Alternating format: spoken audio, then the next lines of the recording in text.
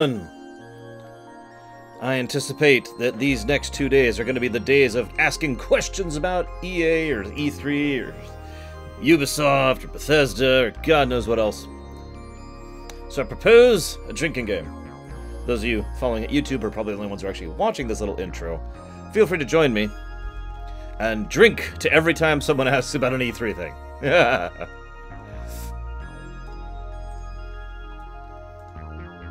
For the moment, I'm going to wait here to make sure that I'm actually streaming, because, you know? Oh my god. So this is Dungeon of the Endless. I suppose in retrospect I should have known this was attached to the Endless series, but I didn't actually know that. Fake questions do not count, Esther. But yeah, this is apparently made by the same people who, or at least the same IP, as Endless Legend and Endless Space and Endless Space 2. That being said, I have no idea what type of game this is.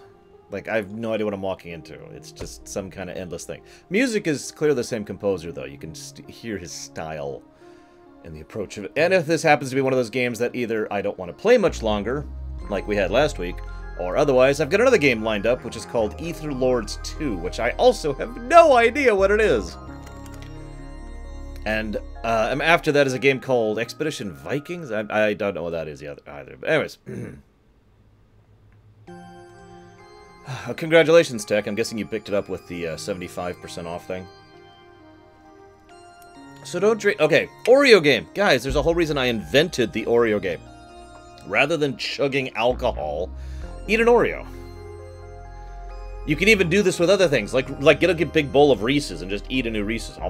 Or an M&M, or a Skittles. You know, insert your favorite here. They all work. Oh, sorry, I'm doing this wrong. See, what we need to do...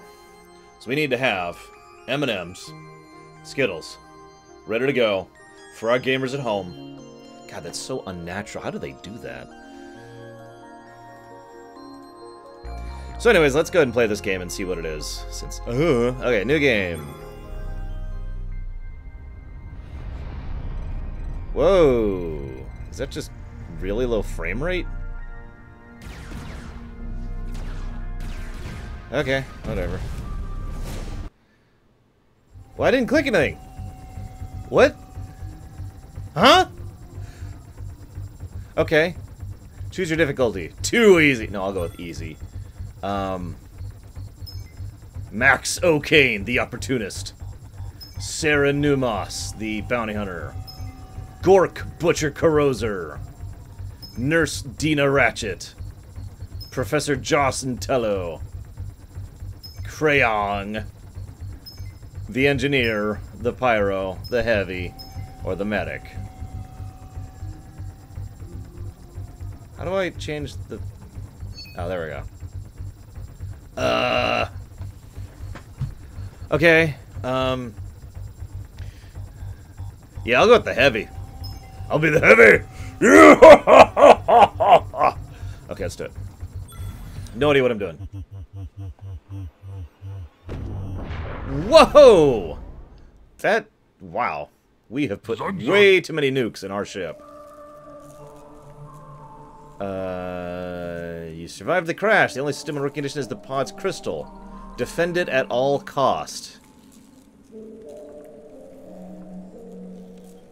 Okay. I have no idea, Shadow Machine. Staying put will not help. Right-click on the door. Left-click to select a hero. You don't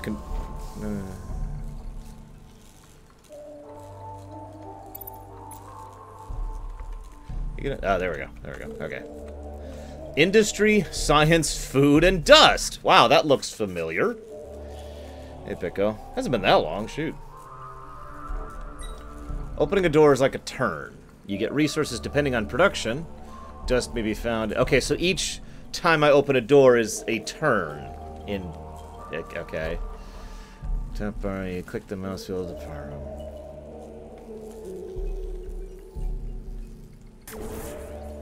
Okay, so we've powered the room. They show their contents even when no hero is present. Allowing you to build modules, prevent creatures from spawning inside. Clicking the same way also lets you depower and get back the dust. Building modules.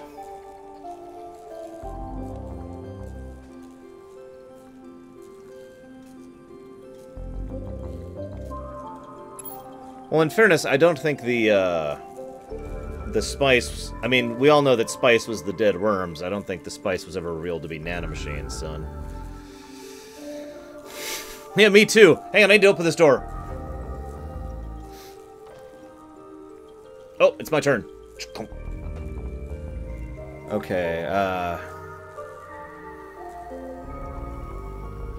so... Ah, okay, so these are minor slots, and these are major slots. Whoops, wrong. Ah, God, I've been playing too much EU4. Oh my God, Zorn! Would actually be funny, wouldn't it? Okay, generate science, generate industry, generate food. Let's generate science.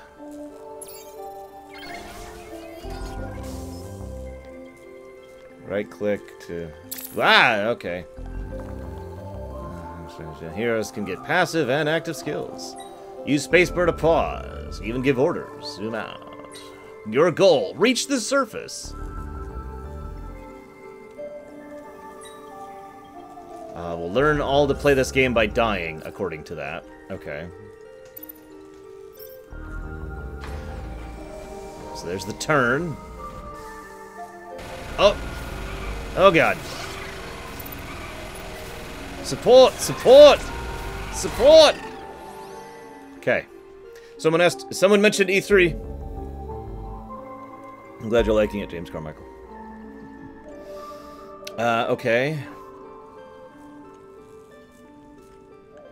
I can build another major thing here. I can only... Considering I can only support... Oh, wow, I don't have enough industry. And I can't, like, go back to make a turn happen. Nope, I have to open a door to make a turn happen.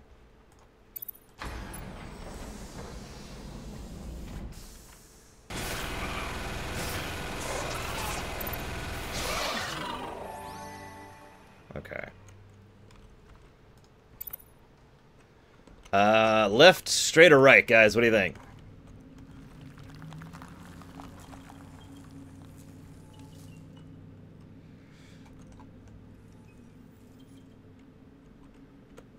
Yes, I know, Dr. Nimbus. I'm not going to do that yet. God, dude. Head on? What's on? I guess I'll go left.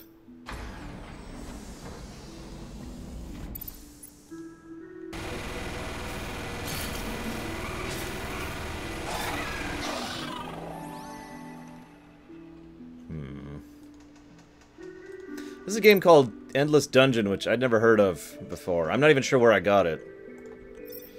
Legit, I'm guessing someone donated this to me because I don't even remember buying this game. I found an artifact. Whoop, whoop, whoop.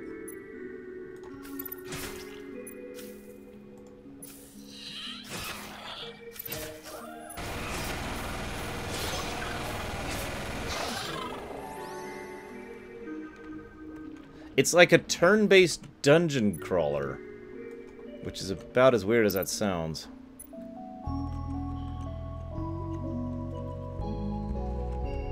Oh God, SJ, don't even remind me of that. Freaking dungeon. Okay, well,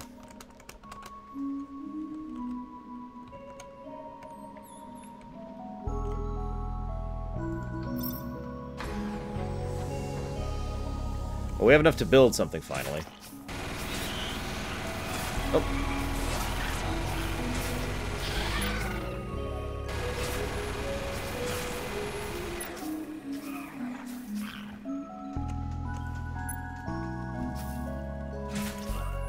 Quick!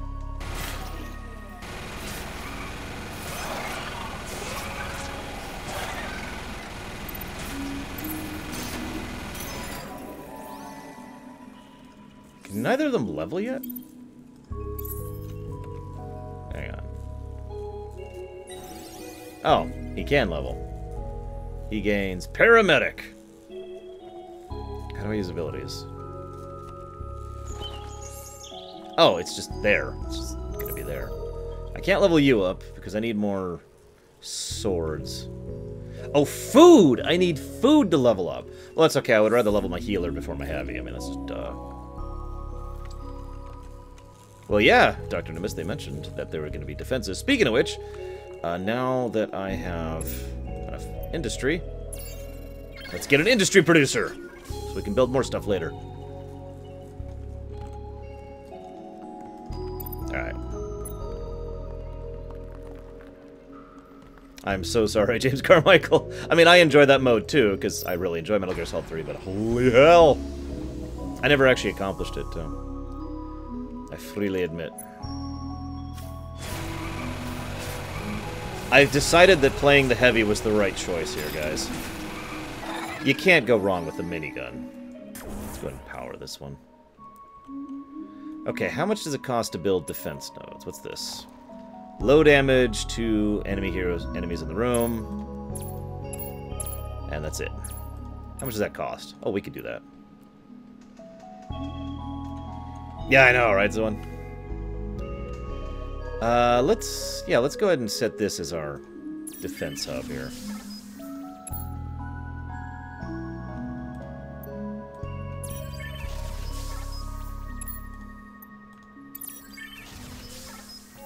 Here, you guys move.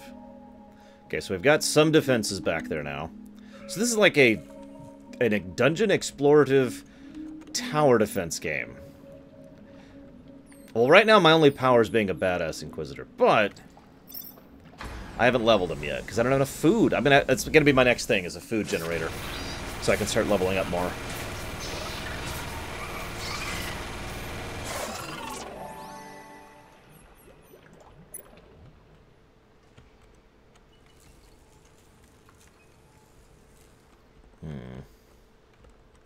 Okay.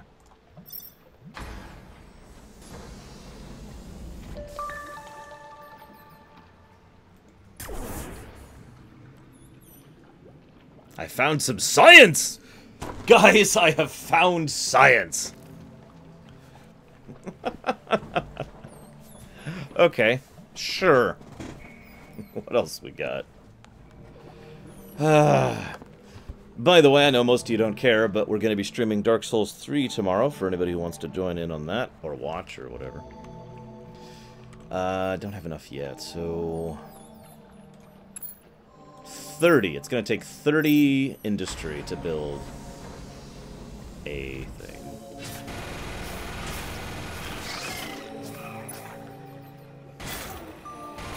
What's interesting is I can only attack things within my same node that I'm in. Which is just weird. But whatever.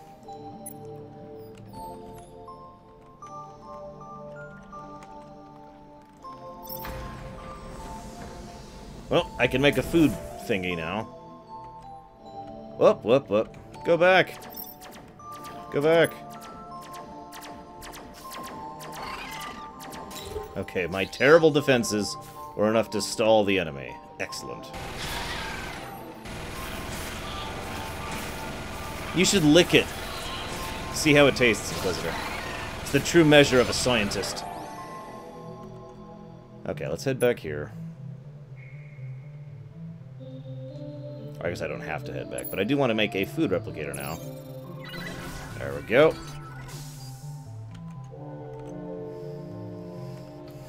I have a long time ago, James Carmichael, but I have to admit I had to be reminded that the game existed somewhat recently. Okay, so I think he can level now. Yep. He now gains nothing. The Heavy has a passive ability that increases his attack power when allies are nearby, and his speed is increased depending on his regen. Okay. Actually, I do know that story, Zoan, which is funny, given the circumstances.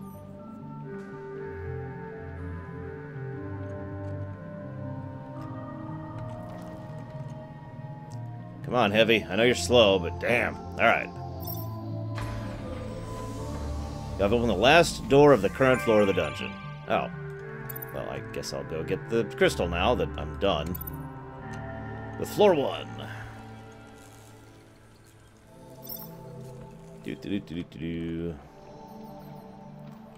Here's what I like to call armchair general mode. Yes, yes, keep moving, little specks, at my whim and command. You're all ants to me. I actually already did build defenses. Apparently Dr. Nimbus missed the fact that I already built defenses.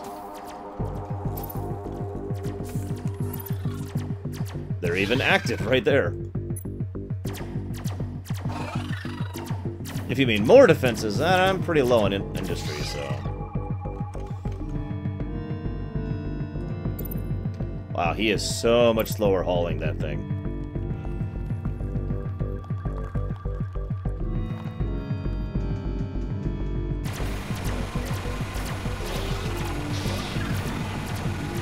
I will never build more defenses.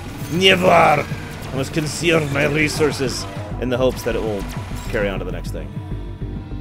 Good luck, Shiryu. You're gonna need it. Well, if we were going with my perspective... See, the reason I mentioned he would be more complicated is because I don't want him to be anti-Horde or anti-Alliance. I want him to be himself. Wow, we're gonna die.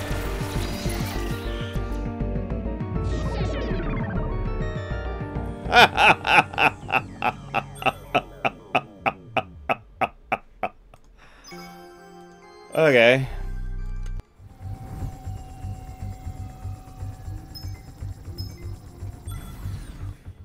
So, for reference, I had built every defense in that room that was available to build. Hi, Andrew.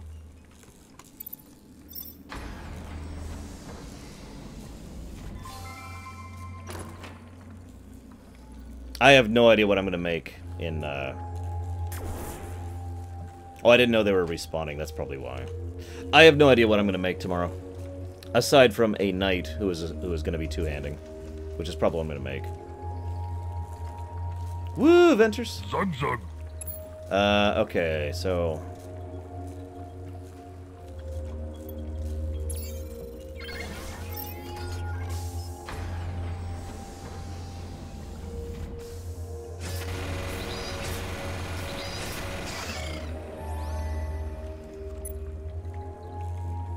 No, I did not. You mean, like, literally physical vinyl, right? What the heck? I have found some industry! I just stumbled upon the Revolutionary War, or the Industrial Revolution, guys. Holy crap.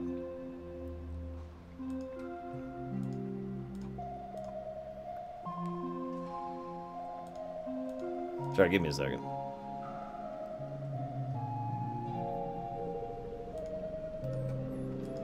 Okay. Sure, Ventures, go ahead. I don't mind. That much. Okay, now that room has room for a lot of defenses, so I think I'll actually put one up there. I found some science!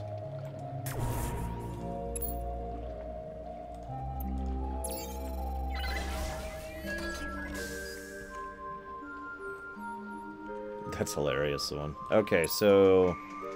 we can afford 4 of these right now. So I was kind of hoping to conserve resources in the hopes that they carry forward from level to level, but...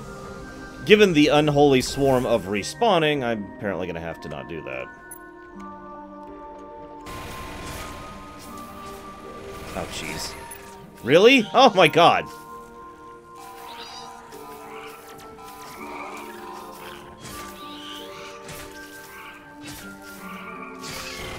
I am definitely not lawful evil.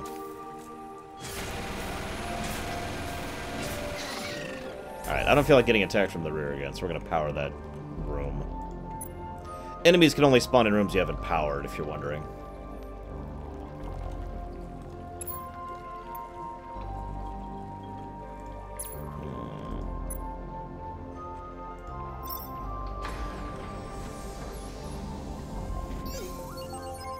I have found an artifact, which I still don't know what that actually means. Oh yeah, he's not leveled now. Yeah, let's give him a heal. There we go. So he can actually heal people. Well, I am definitely not evil.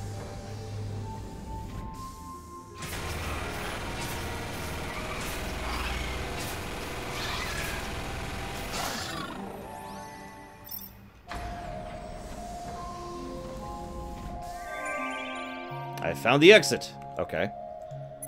So, given that, why don't we power this room?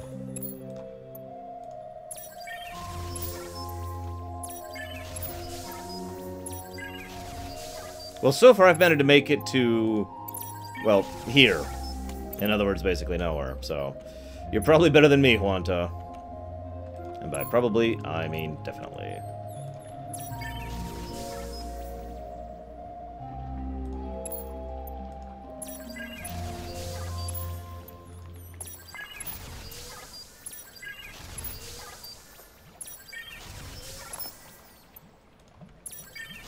I used to take MTG quizzes. You know, what color would you be? What's sad is none of them have the right color available. Artifact. For the curious, though, the color I almost always get on those quizzes is white. Which is weird, but whatever.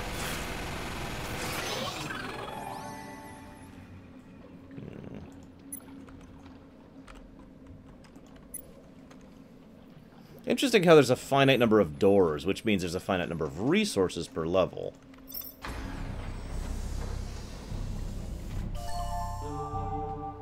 Ooh, what? What you buying, stranger? Okay. How do I interact with the merchant? Hey, merchant dude. Ah, there we go. What are you selling? And he sells them for money, or for science, of course. That makes sense.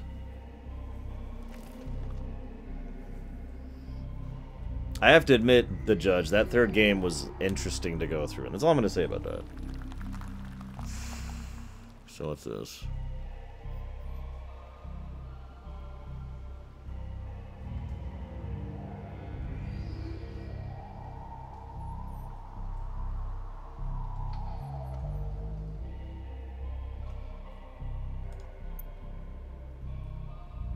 Yeah, okay. We'll go ahead and buy the Fuzzy. It's an Uzi, but it's fuzzy. Oh yeah, let's go ahead and level him while we're at it.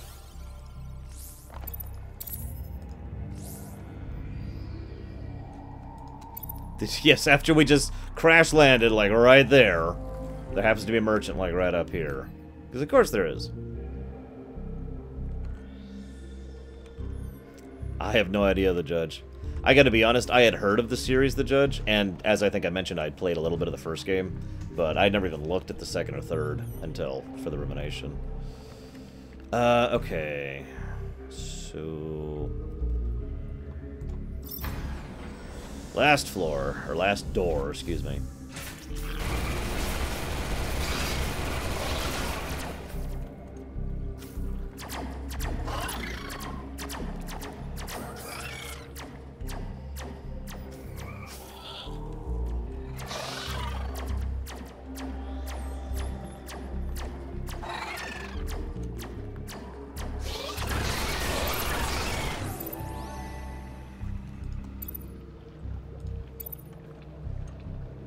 Yeah, that merchant's been sitting there for a really long time, you guys.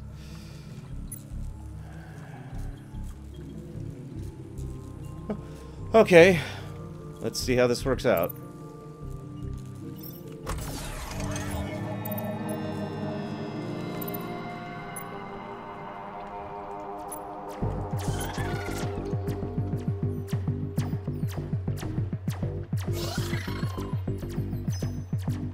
I have unlocked a picture in my album. Woo.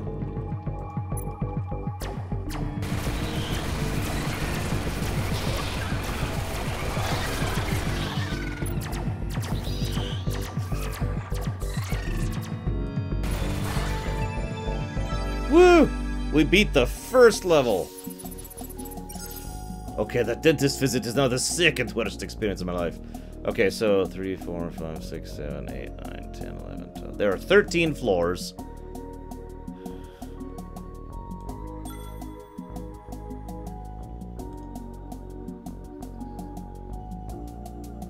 Look, it's not your fault those hobos are so fun to murder. Okay, so what did I retain?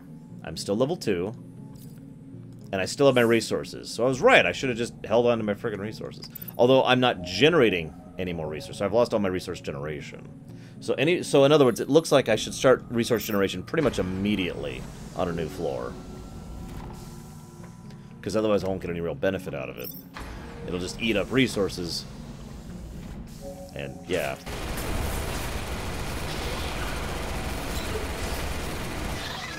Oh, God! Hi, Giltori. How are you? What? Oh, God! Didn't even see that guy.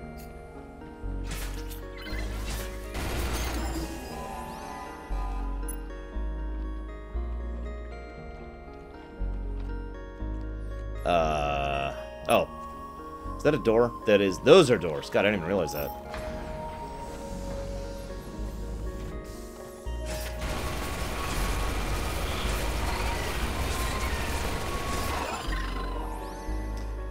It's probably a good time to mention that I'm going to be dog sitting for the weekend, which is going to suck. So if I ever have to get up and... Because I have to actually take the dog out. I can't just let him out. So if I ever have to actually get up and just walk away for a few minutes, that's why. It's because of the damn dog. So, FYI. No, I'm not a dog person. What do you want from me? Oh my god! What the hell? Yeah, it's been exceptionally weird here. Temperature-wise.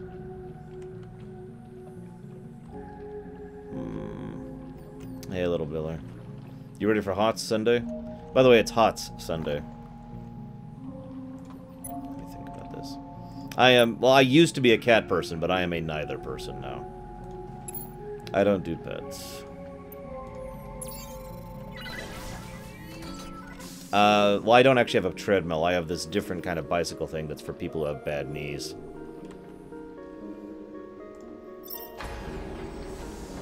Go ahead, make fun. It's okay.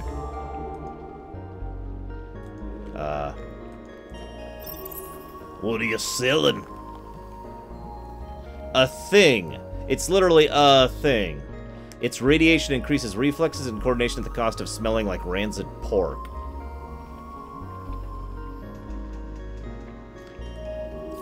Okie dokie.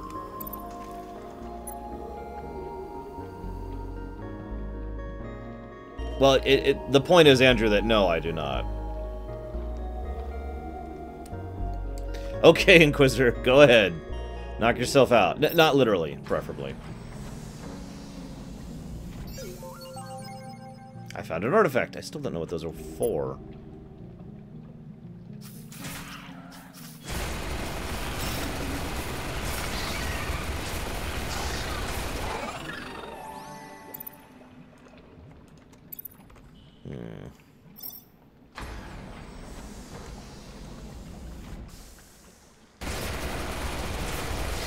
It's unique, Dr. Nimbus.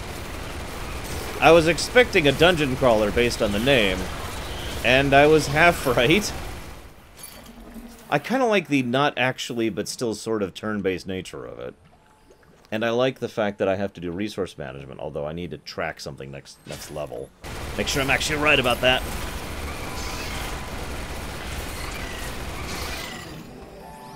Okay.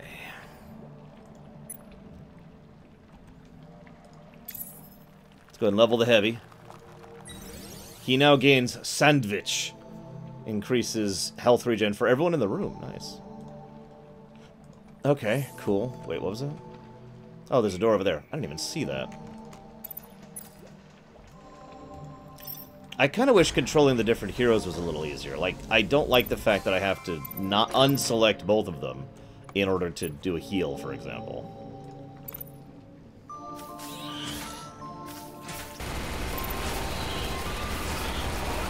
Oh, we have enough resources.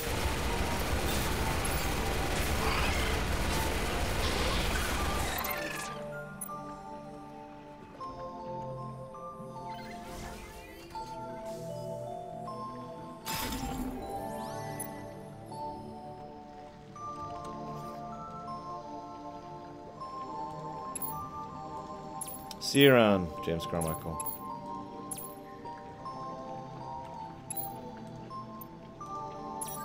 Well, they think people can outsmart him, so on.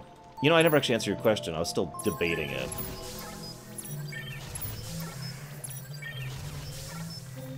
Yeah, no kidding, Inquisitor. I like the idea that I can't remember his name is very, shall we say, loyal to Jaina, but can't stand her.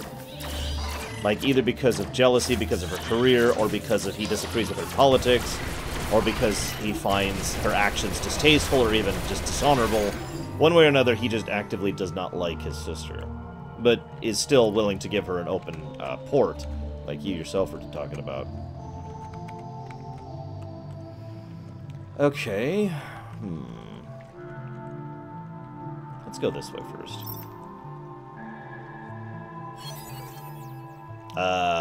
What?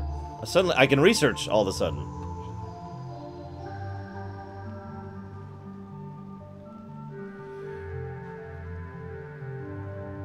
Spreads diseases, not social media alerts. Damage over time.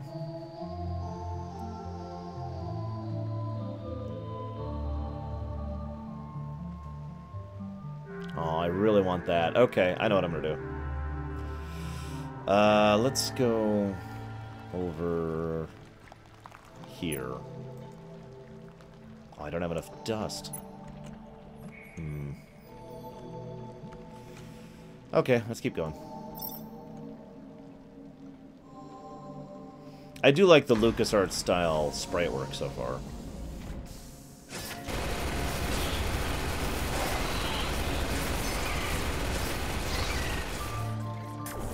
There we go. I didn't even know there was more, Deutsch. But yes, that is exactly what we're doing. And I do actually plan to replay, or I should say play more of Endless Legend and Endless Space 2, if time ever allows me to do that.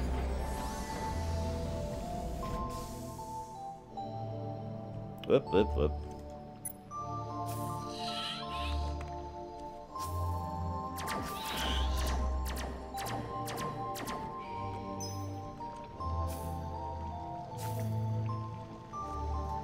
But who's the mother?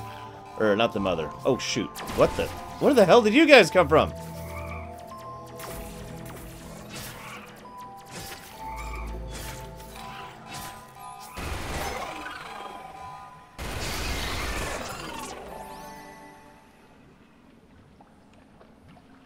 You're welcome, Magister. I hope you like them.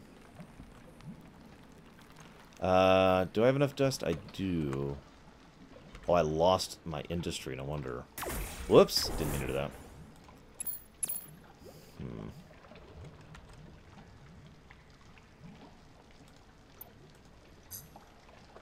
Aw, okay, fine. What? Oh, I don't... Okay, okay. I need more dust. That would make sense, Deutsch. I was really hoping that wasn't it. It was just a simpler ligament issue. That sucks. I'm sorry, that sounds just terrible, but that sucks, dude.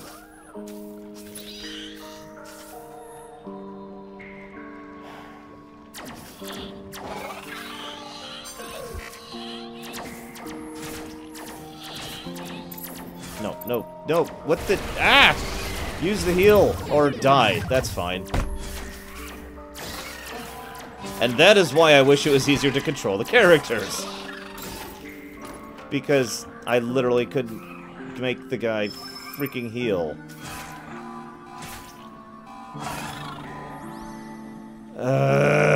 Whatever.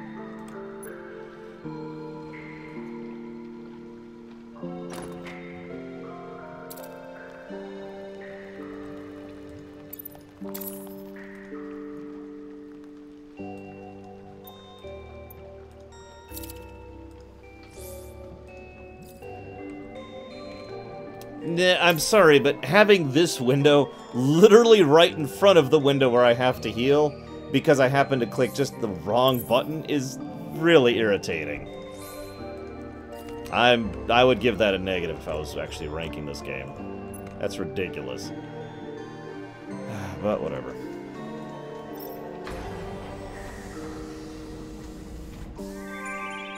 Well, there's the exit. Can't do that, can I? Nope. But I can do this.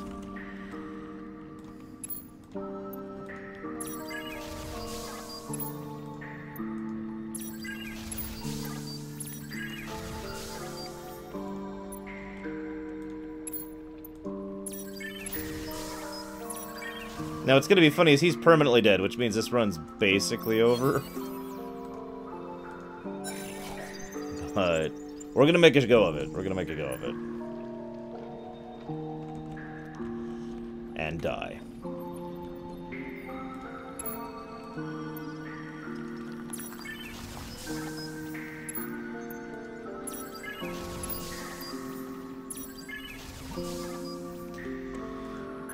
Wish me luck.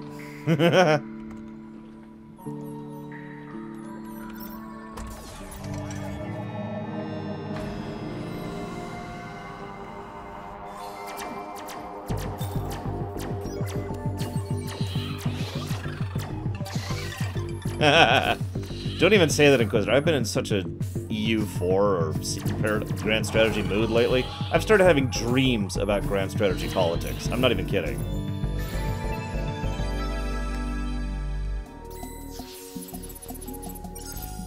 Woo! We made it to floor 3. Ah, I forgot to check the resources. Oh, well. Well, now it's just one of us. We got this, guys. Now that we have a guy with just a medical degree. We are super dead, guys. Okay, let's level at least.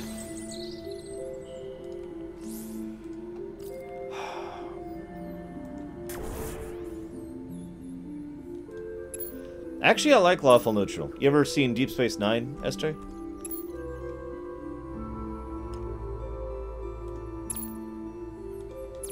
Well, I am kind of one of those people who really enjoys conquering. I probably shouldn't, but, you know, what are you gonna do? On the plus side, I have no problems healing now because I only have the one guy selected.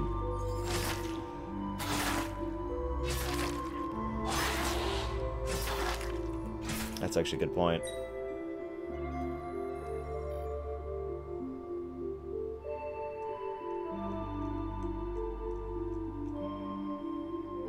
Aha! So I could just do... I can hotkey him, like 1, 2, to select him. You never seen Deep Space Nine? Ah, you suck. Never mind, then. Okay. I was just gonna reference one of my favorite Lawful Neutral characters. Ooh, a dust factory! What's that do for me? Seriously. Wealth or death for 30. Wealth or death? I think I'll go for it, right guys? What do you think?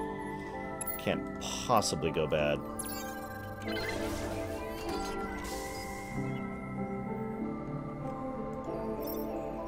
Ah, I should have kept exploring that last level.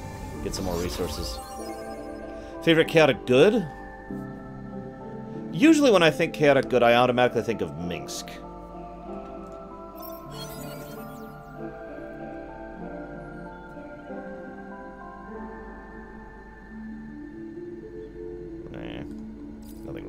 There. But since most people probably don't know who Minsk is,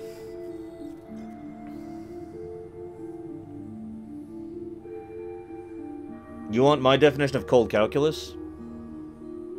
Thinking your way through a situation without taking into regard morality, ethics, good, or right, or wrong. In other words, reducing everything down to simple equation level. No sentimentality involved whatsoever. That's what cold calculus is. Okay, so, my favorite Lawful Neutral is Odo. Odo is clearly and definitively Lawful Neutral. In fact, I consider him one of the definitive examples of Lawful Neutral. Hang on. So, chaotic good. See, here's the thing. For those of you not aware, real vicious arguments have broken out for years over the definition of D&D alignments. And so I can only give you answers based on my definitions, because everyone's definition of alignments tends to disagree. Now, based on my definitions, a good example of a chaotic good...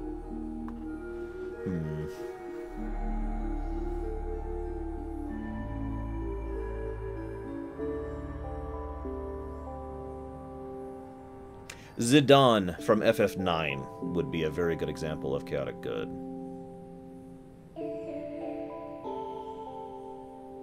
Cold calculus cannot include emotion by default, or morals by default. That's the whole point of cold calculus, is you're ejecting those things.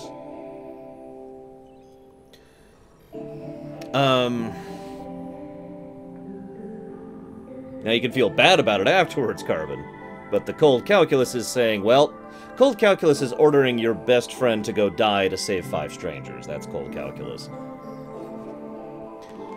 Han Solo? See, the weird, funny thing about Han, at least in the EU, is that in my opinion he's far more neutral good, or lawful good, because of the way I define that. I would lean in towards neutral good, if anything. Because Han is actually not particularly chaotic, nor particularly anti-organization or anti-order. Quite the contrary. He made a very good and competent general for years, and was very good at actually working in a team, and was an excellent team player in general, not just as a member, but as a leader. It's hard for me to find someone who is such an exemplary leader as chaotic, based on my definition of the D&D alignments. I do too, Gnarlix. I do too. Let's go ahead and... Oh, geez, that's going to take a while. Uh-oh. That's going to take a long while.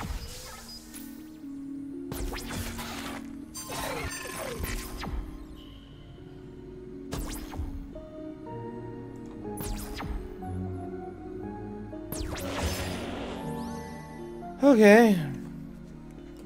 Yeah, no kidding. It's a shame they technically wrote him out of episode 6. So, I've given chaotic good. Lawful... Odo really is the lawful neutral, but if I had to pick someone else who's lawful neutral, since we're going with Star Wars, Grand Admiral Thrawn was very lawful neutral in his EU incarnation. I don't know about the AU, I haven't really watched that much.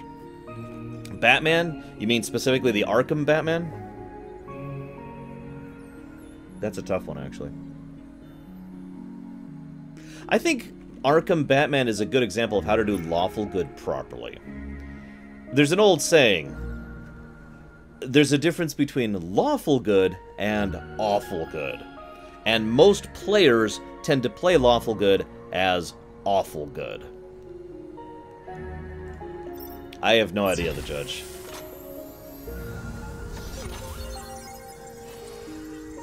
A what?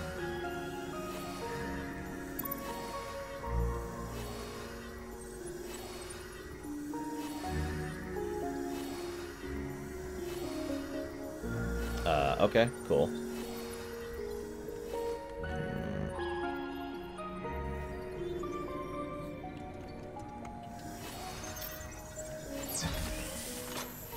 Well, let's go ahead and cover one thing that is very important. See, I don't actually use alignments in my GMing, even when I'm GMing, you know, actual D&D instead of my own system. The reason for that is because I think they're totally unnecessary. Hear me out. It has always been my opinion, and I died. I was expecting that ever since I got down to one person. It has always been my opinion that the whole purpose in alignments is to be there as a guideline for new players who are role-playing. Now, the problem, by definition, of course, is that too many people look at alignments as if they are strict hardline rules.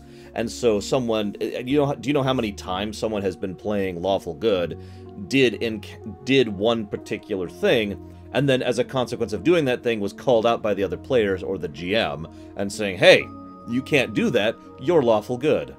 The guy's like, what? But, I mean, this is what my character's thinking in the moment. No, you put LG on your paper, therefore you're not allowed to do that.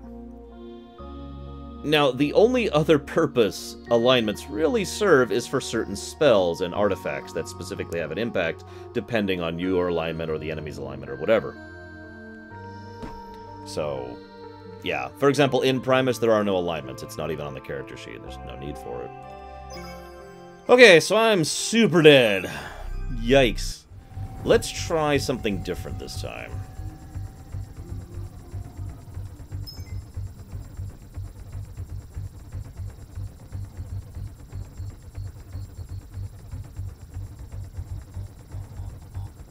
I don't know what any of these stats are. I really don't.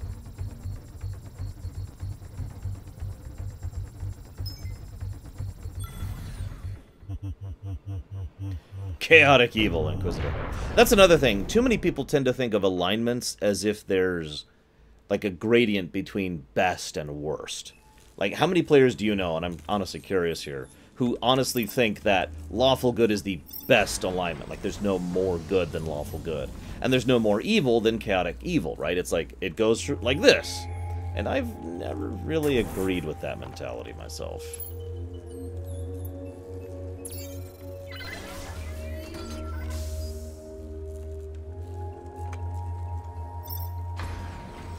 For the reference, I don't think of it that way. I mean, that's really the whole point of the alignment grid, is that there's no best good any more than there's any worst evil, but that is, of course, my opinion. Did anyone else ask me about an example of a alignment type? I'm sorry, I don't remember.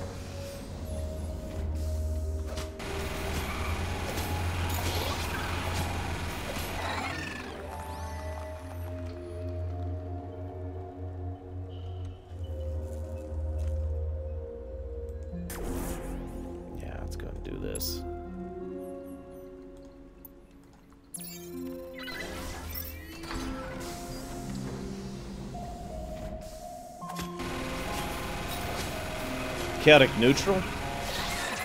So, I mentioned earlier the whole arguments about alignment thing. There are two alignments, well, three actually, that generate the most arguments. Lawful good, neutral neutral, or true neutral, and chaotic neutral. At least in my experience. So, some people look at chaotic neutral and think, well, anybody who's just crazy is chaotic neutral. That's not quite the way I define chaotic neutral. It never has been. But if I had to think of a chaotic neutral character...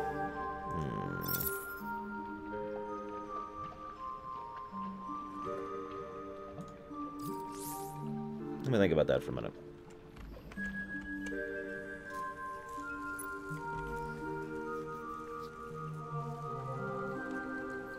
Yeah, Kaiser would actually be very neutral evil, believe it or not. At least in my opinion, I should say. Because I gotta always add that word, because, you know, that's how that works.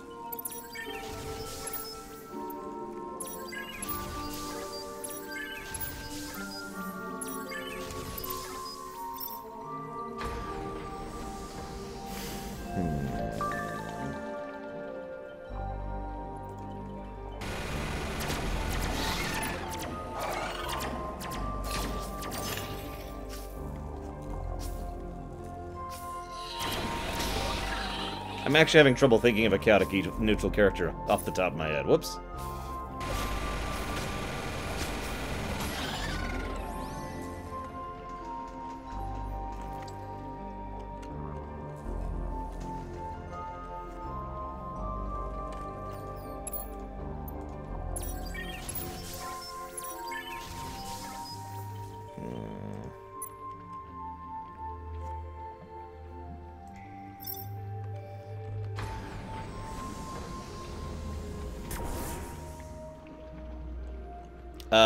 Carver? I would say Carver is neutral evil, in my opinion.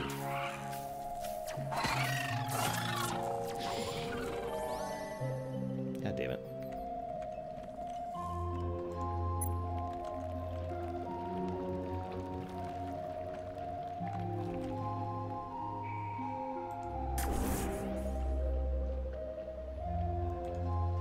I am the law. Sorry. Probably should have done that, but whatever.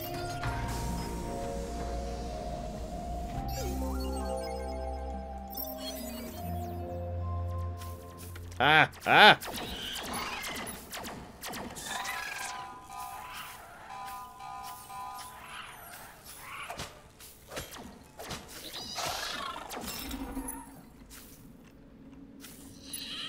I really shouldn't have done that, apparently.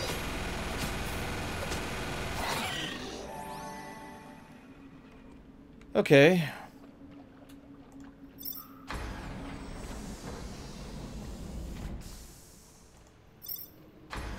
Hang on, I'm gonna pause this. I'm really bothered by this. I can't think of a good example of a chaotic neutral character off the top of my head.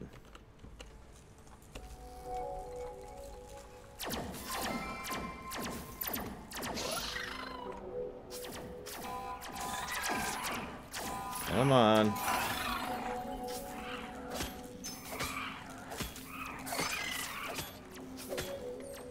No, Aladdin would clearly be chaotic good.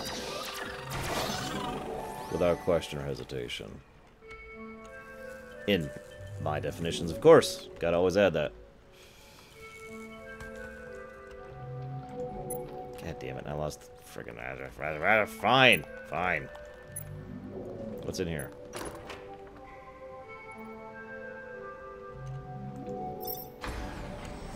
You can go ahead, Deutsch. I just want to know who you're talking about.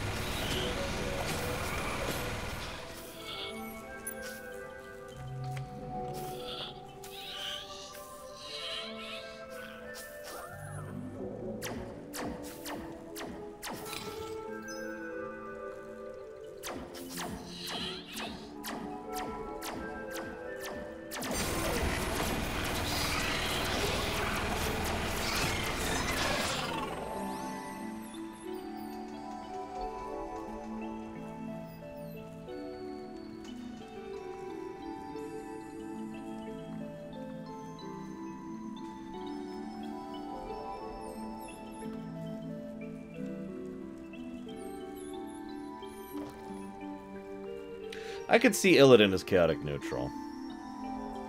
I don't know who Dave Lister is.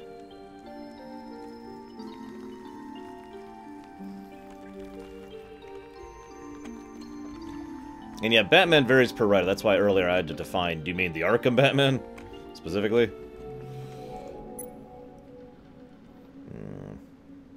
Why don't we use Mass Effect? That's something we all know, right?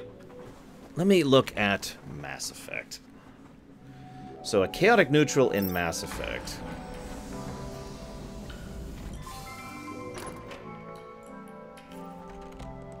God damn it.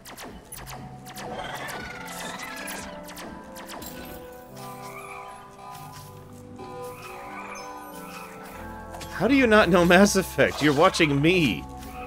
Nobody watches me who didn't watch me because of Mass Effect, right? That's how that works.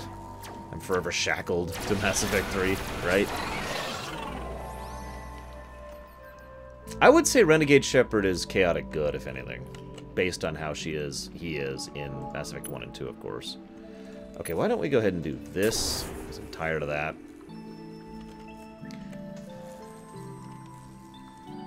Yeah, that's what I thought.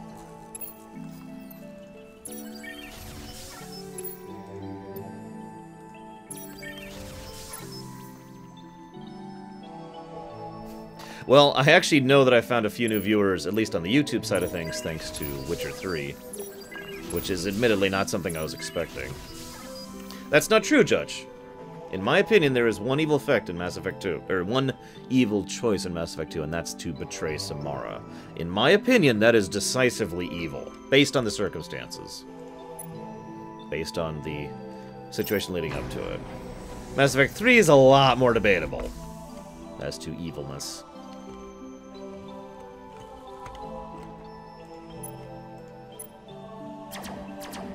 Yeah, I never have taken that choice either, Judge, so I don't blame you for not knowing about that. Beyond Earth, that's another game I really need to sit down and have time to play someday.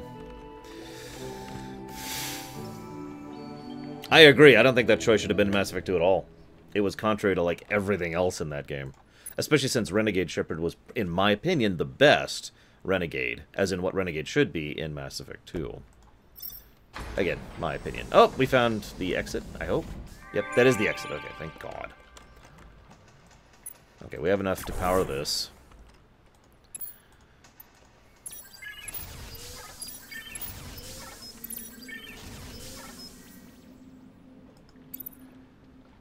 I don't know, actually, Venters.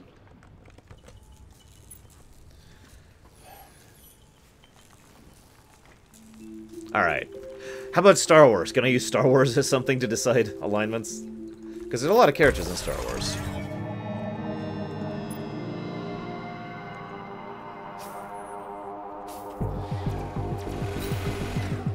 I think I'm going to get there before they reach me. Yep, I am. Woo! Game of Thrones. Alright, I think there's some characters in Game of Thrones, right? Let's see. There's that one guy. That one guy is totally that one alignment. And then there's that other dude. Oh, and Dude Face? Oh, he is totally that one alignment. I don't actually know Game of Thrones that well. Okay, so we made it to Game of Thrones, to floor 2. Let's try this again.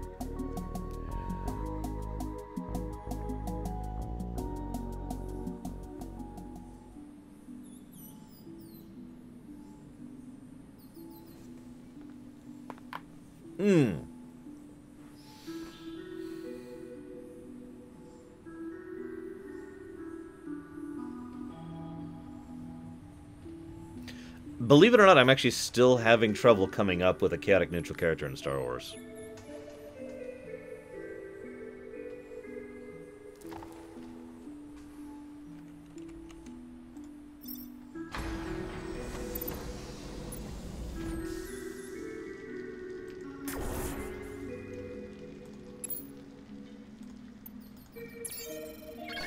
IG-88? No, IG-88 is clearly lawful evil. Lando Calrissian is very definitively lawful good. Palpatine is obviously lawful evil. Vader is obviously lawful evil. You know, most of the characters in Star Wars fit so well into the archetypes, at least as far as I define them. Boba Fett is lawful neutral, in my opinion. Now, a lot of that is based on the very small snippets of characterization he got in the EU, but his ideas of legitimacy, legality, order, all of that kind of leads itself more towards lawful in my book. For me, a chaotic neutral character, so let's look at the two sides of it, okay? Chaotic means they are actively against organization or being organized as far as either an organization or being organized. There we go. The two aspects of that. So they're anti-order to be chaotic. They prefer to just do whatever without some kind of rigidity to their structure. And they are neutral, which means they are not motivated by any kind of morality. So the only real thing that motivates them is self-interest. So what we have is someone who doesn't like to interact, who doesn't like to be organized, to be a part of an organization, and who only really cares about themselves and whatever is their motivations. And that's how I define chaotic neutral.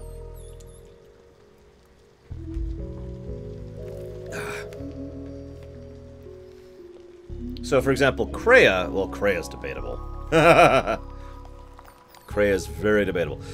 Jolie Bindu, in my opinion, would be chaotic good. Easy answer on that one. Whoops, wrong thing.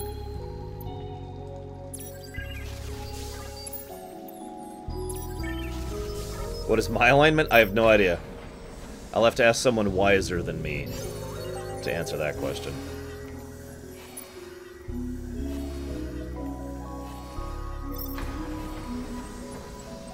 Go ahead, Shadow Machine. Alright.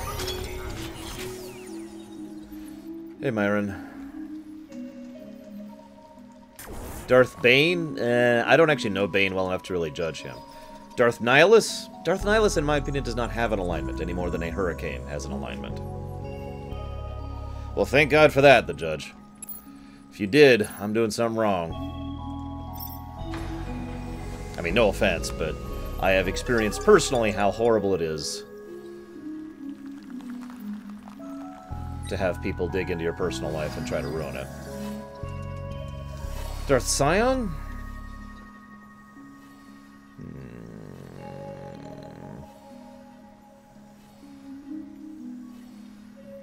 I would argue that Darsan is more chaotic evil than he is chaotic neutral. I will, however, attest that he is at least chaotic neutral leaning evil or chaotic evil leaning neutral. One of the two. Hey, Reach.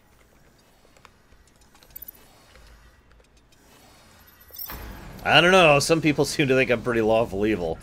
And when I founded the Empire to conquer the world, I'll prove them wrong! So we seem to be having better luck this run. We've got a third person now. I haven't leveled anyone, I just realized that. I should probably start working on levels this floor. A better renegade option for Morinth? That's a good question, actually.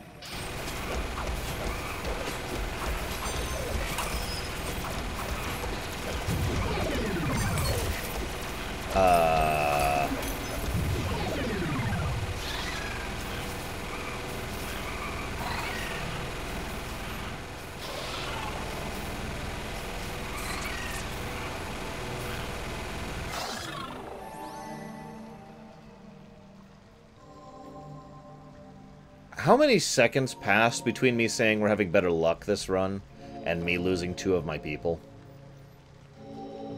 Because that can't have been a minute.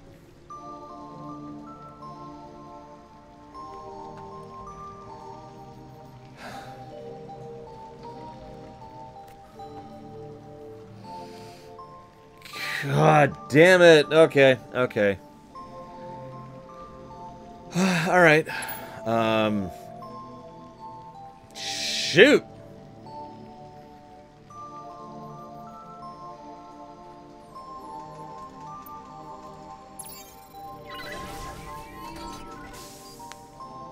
I would argue that Decker is actually chaotic neutral from Blade Runner. By my definition, of course. What do you think of it, Reach, by the way? Ocelot? Lawful neutral. Or neutral neutral. One of the two. Actually, I think I'm going to go with neutral neutral. I would call Ocelot true neutral. I had to think about that one for a second, sorry. Oh, I'm out, right. Okay. So I'm screwed in every way possible.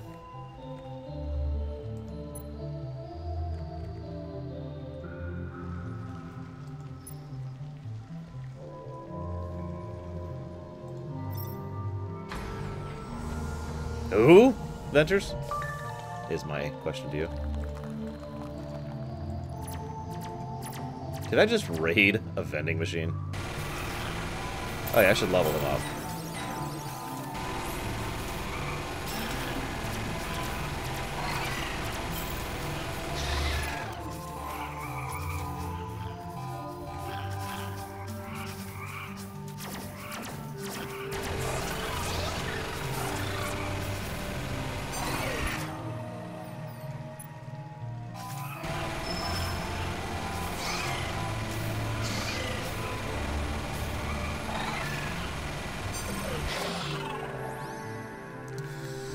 Right.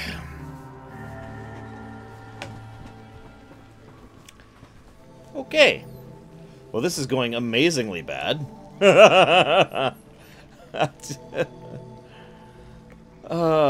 Okay. Wow, I really should have kept my big mouth shut, apparently. If I die again, I'm going to just call this one, by the way. Just...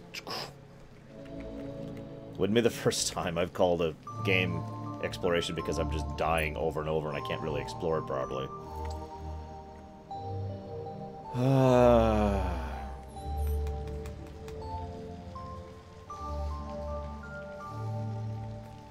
Also, I haven't actually played Shadowrun Carbon, so can't really talk about that.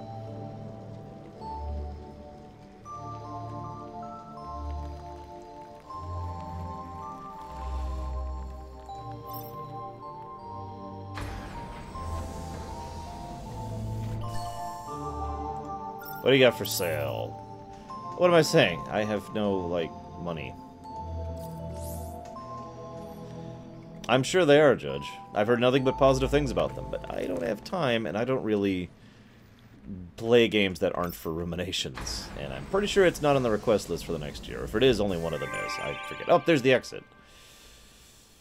Okay, do I stay and try and enrich myself, or do I run for the exit?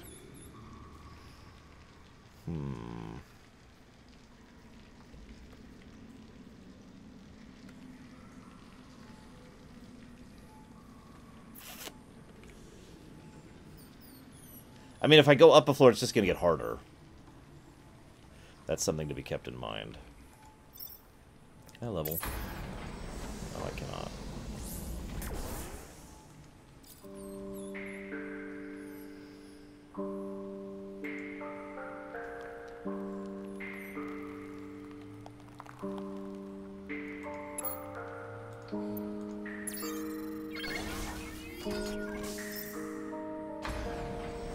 Well, good fortune on that, Pico. Hopefully it's some good changes and good stuff. Because honestly, I don't actually know what they're changing with it.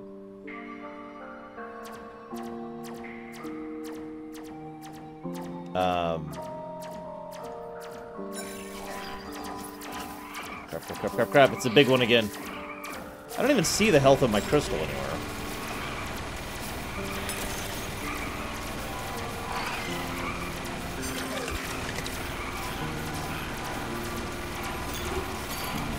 And I'm dead. So anyways, that's Dungeon of the Endless.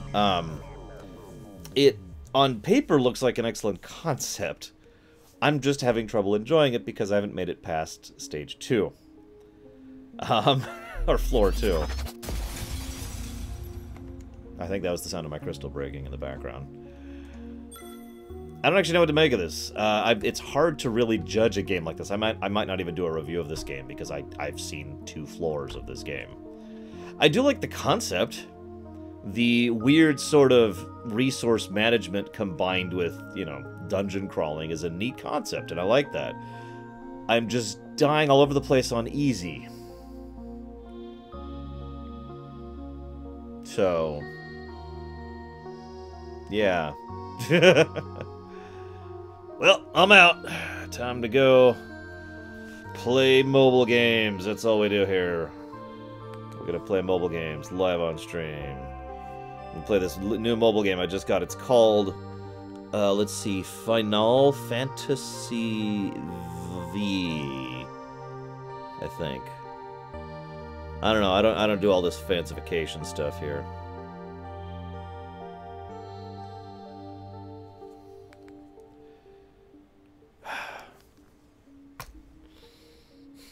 You know what? Yeah, let's make a real go of this. I didn't want to try too easy, but let's see if it doesn't seem to change anything. We go back to the setup we had. Let's just see how this works. Candy Crush, piece of crap. Next game.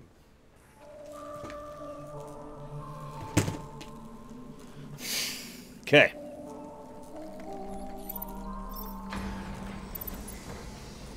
I am so sorry, Reach, but you're actually dead to me now. Guys, go murder Reach really quick. And like, take all this candy.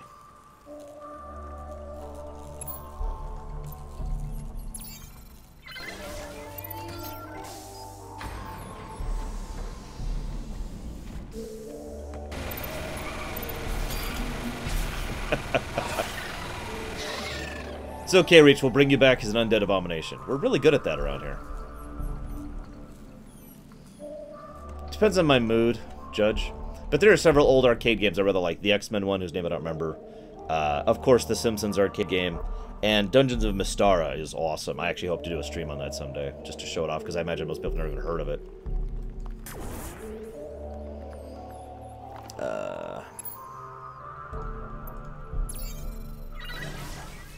God almighty, no, Gnarlex! No. See you around, Pico.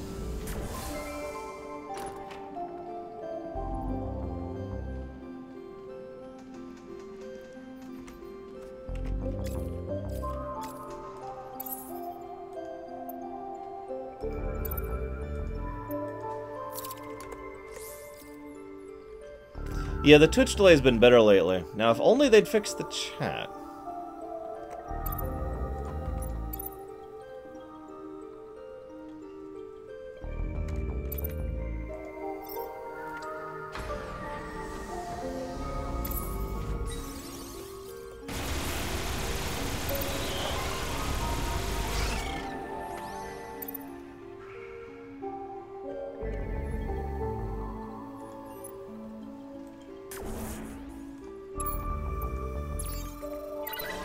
So I'm trying to get, like, nothing but replicators early on. Because resources share going forward, right? So...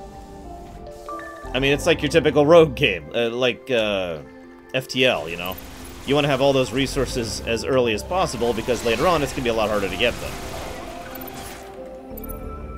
So I've just mentally shifted my mind to playing this as if this was FTL.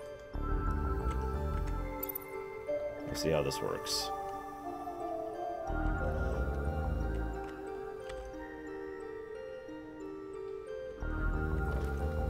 Oh. Yes, that's when Darth Vader shows up, Reach. He's actually the mega boss of All Too Easy.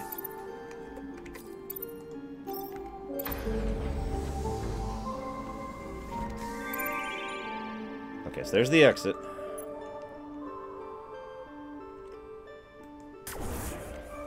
Let's go and lock that off completely.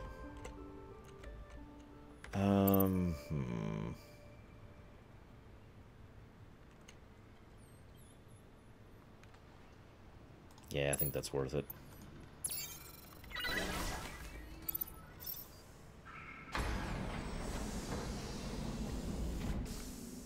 Yeah, exactly, Reach. Vader's like, no, I got this. I got this.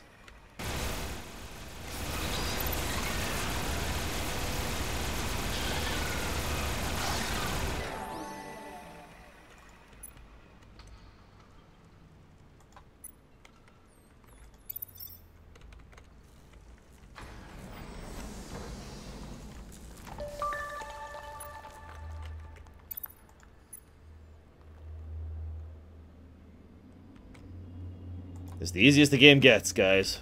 What more do you want from us?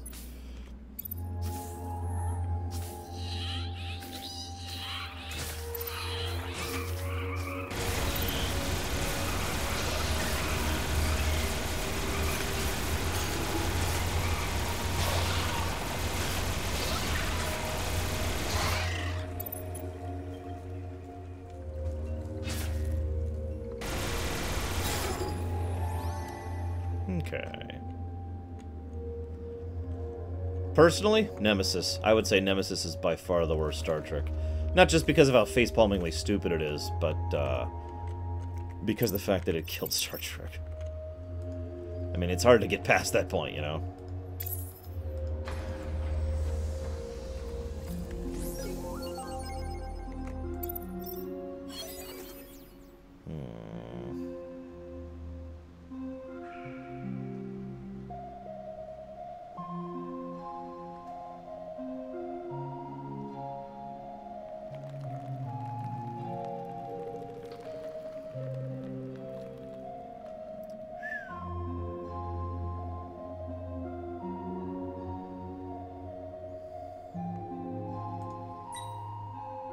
Ooh, we'll go with that.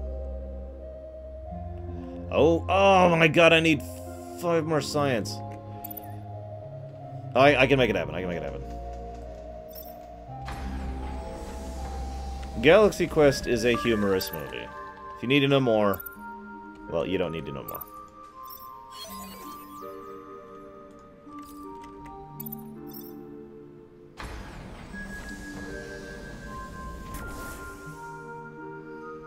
That wouldn't even begin to surprise me, Juanto. Okay. There we go. That's what I really wanted. I'm just opening doors now.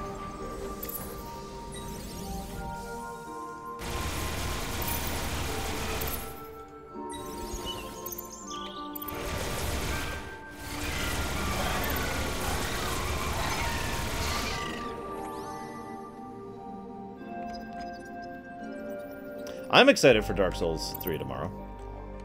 I hope at least some of you guys are. We'll see, I suppose. I gotta warn you, I am absolutely terrible at Dark Souls 3. I died 9 times to the very first boss. In a row.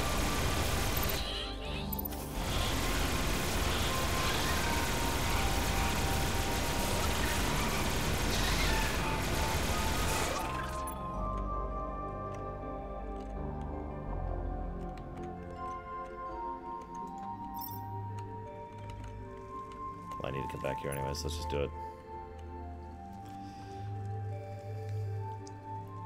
Hey, Adris.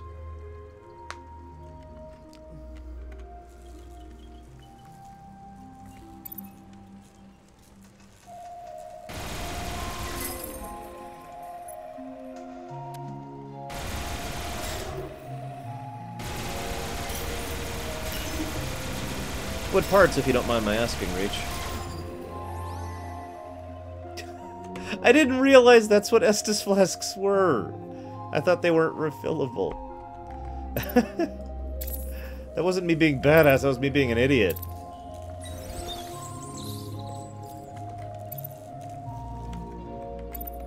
Alright, let's do it.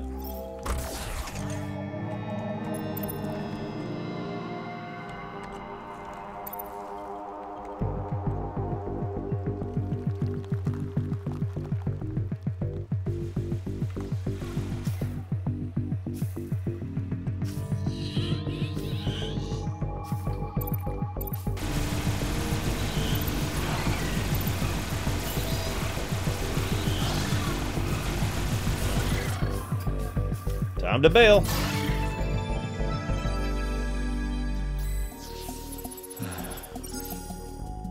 Okay, so we did a little better that time. Now I'm gonna really curse myself. I think we're gonna do a lot better this time.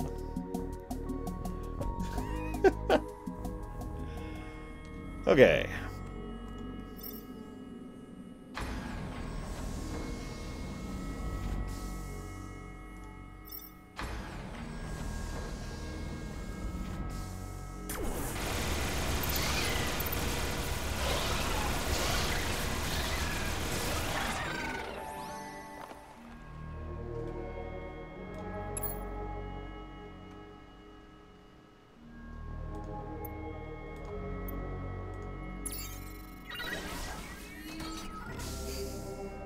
I actually have nothing... Oh no, I have the floor.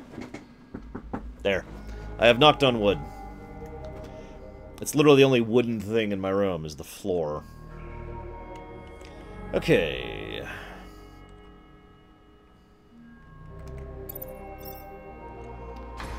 I haven't decided yet, Deutsch. Depends on how it goes. I mean, Dark Souls 2 I was okay with doing the optional stuff, but Dark Souls 2 we were doing okay by the end there.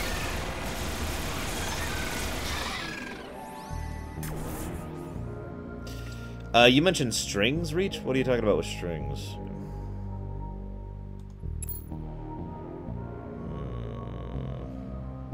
I haven't really had a lot of use for research yet, so I'm gonna just not do research.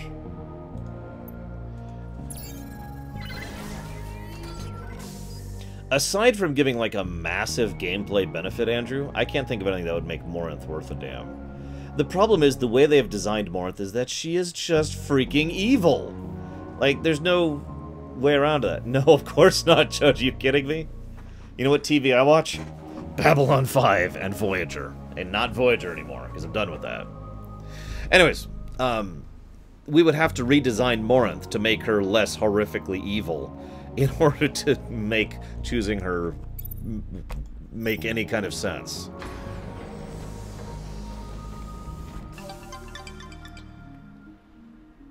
Yeah, sure. We'll take a third guy. Why not?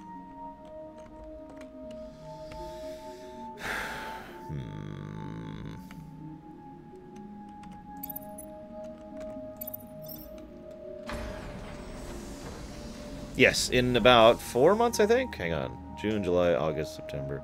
Yeah, 4.5 months, give or take. We will be watching TNG and Deep Space Nine. Ooh, let's have a lot of health.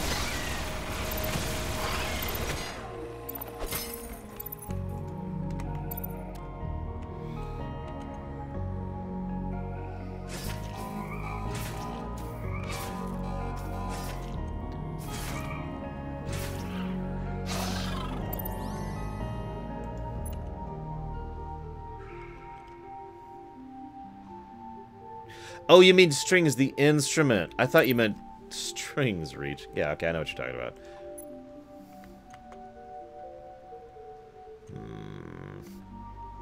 We've got a little bit of firepower right now. After DS9 and TNG, to be honest, I haven't decided yet.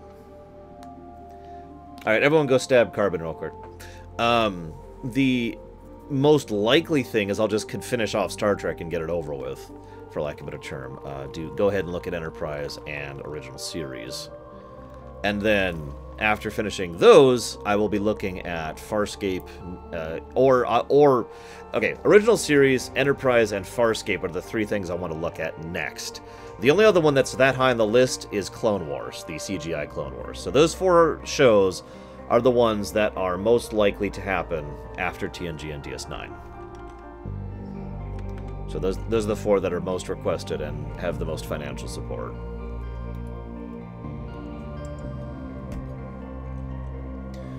Okay.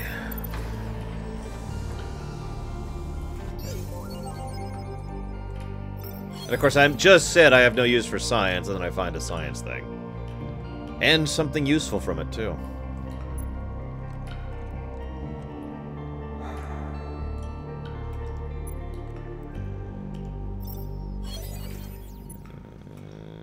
Okay.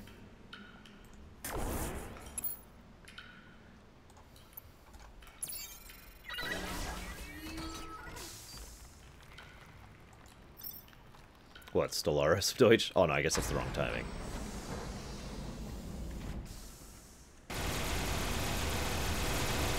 God, I need to level him or something. His damage is nothing! Ugh.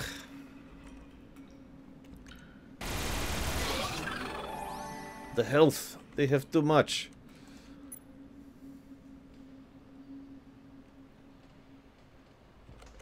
Alright. Do I have enough? No, I don't.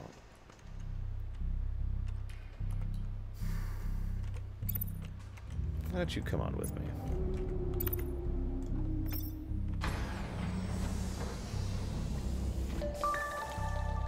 Anything I liked in Nemesis?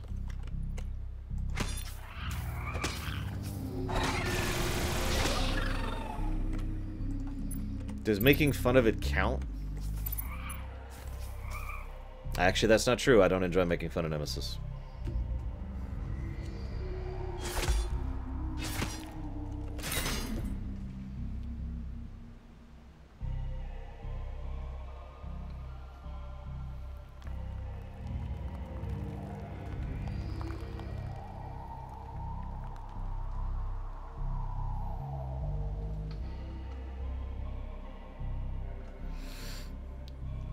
I can't think of anything. I can't think of anything I actually like about Nemesis.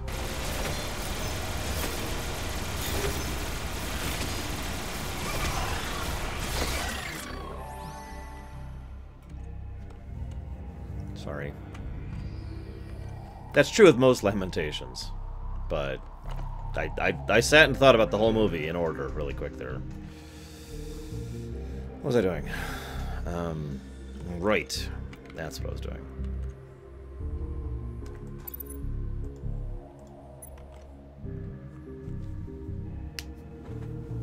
See, I didn't actually like Shinzon's presentation, so I can't actually include Tom Hardy into the list.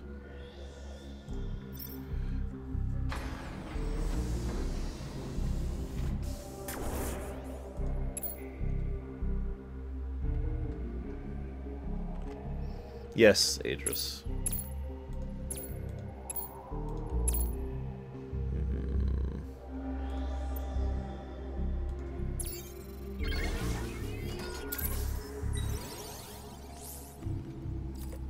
Did it, Carbon? I'd have to check the list. Hang on, I'll check the list really quick. Elimination requests. Darksiders. Apparently a game called Shadowrun Returns made it through the floodgates. I don't know which one that is, but that's the one I'm ruminating on.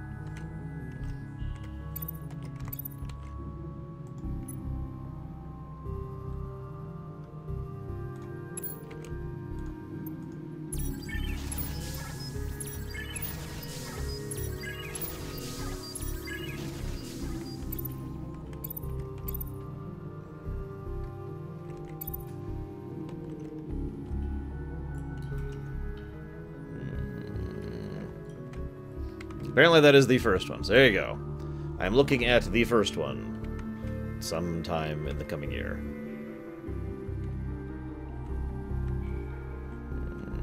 I think I will do that.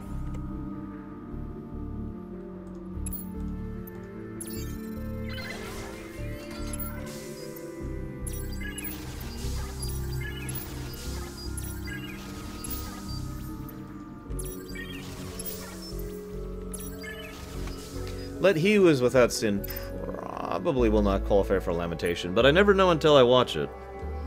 I never decide that ahead of time.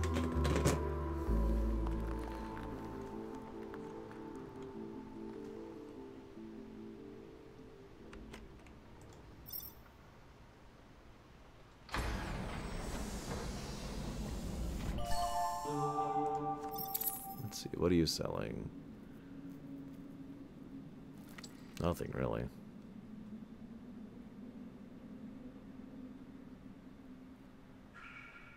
Meh.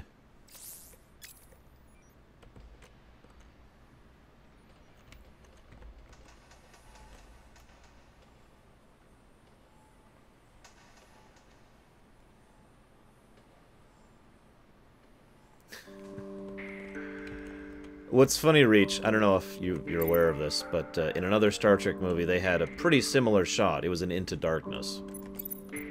Actually, it's in you guys here. And, in that movie, they specifically gave them, like, thruster jetpacks in order to solve the science involved of jumping from one ship to the other. I'm not saying that's better or worse, I just think it's funny that someone looked at that and was like, oh, shoot, you're right, that doesn't make any sense. Quick, let's do this about it. Oh, shoot, did I ever... I don't think I did I?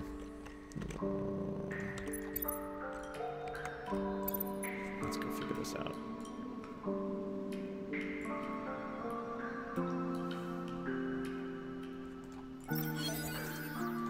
Okay.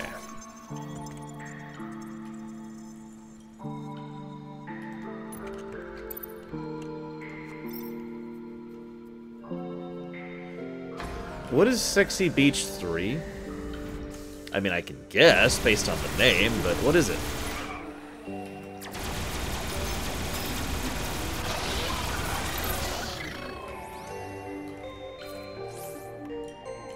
Yes, Into Darkness is the one with Benedict Cumberbatch. Best hard sci-fi show ever? Babylon 5. I don't even have to think about that. If you were discounting Babylon 5, and I could see why you would, my answer would be Space Above and Beyond.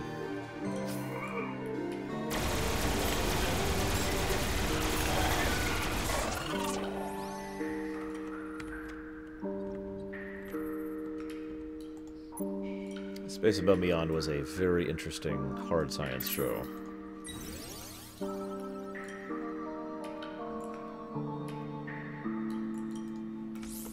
So I think I just got suppression fire on heavy. That's funny.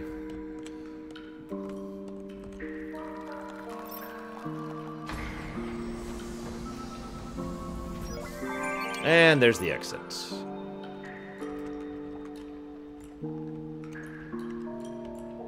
Can I? Nope, didn't think so.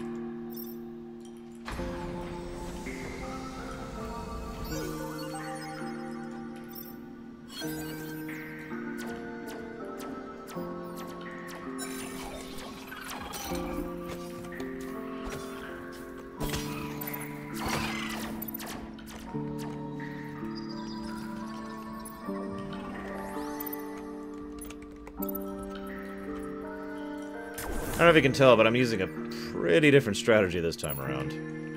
Try and keep up with all this crap.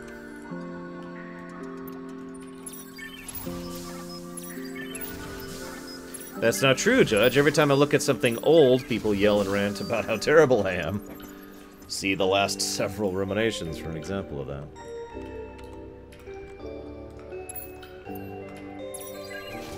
Yeah, I can afford 9. Industry. There we go.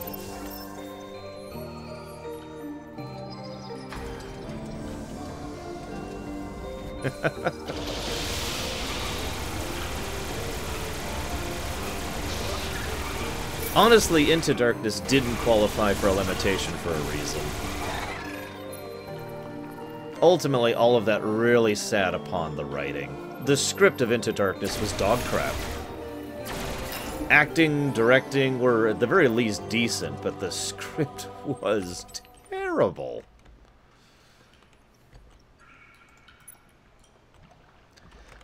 I don't remember how long the Elite Force rumination is. I felt like I had a lot to say, but then again, most of my ruminations lately, I'm like, man, I nailed that, and I look at it, it's like 30 minutes. Maybe I'm just getting quicker. I don't know, guys. Hey, Sigma. I have been making a genuine effort for, like, the last year to ramble less and get to the point quicker, so... who knows?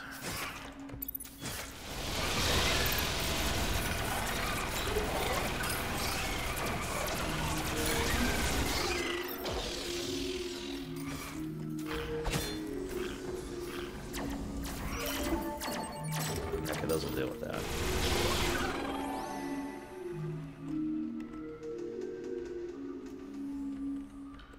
Okay.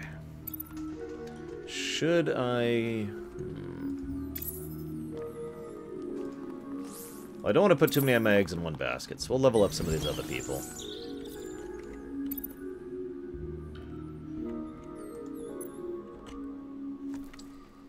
Which one was Insurrection? Remind me.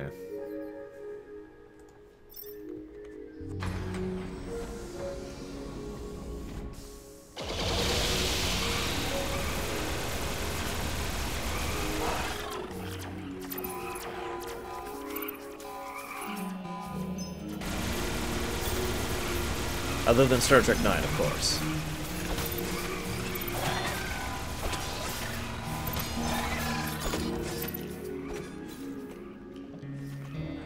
Jesus Christ, why aren't they dead yet?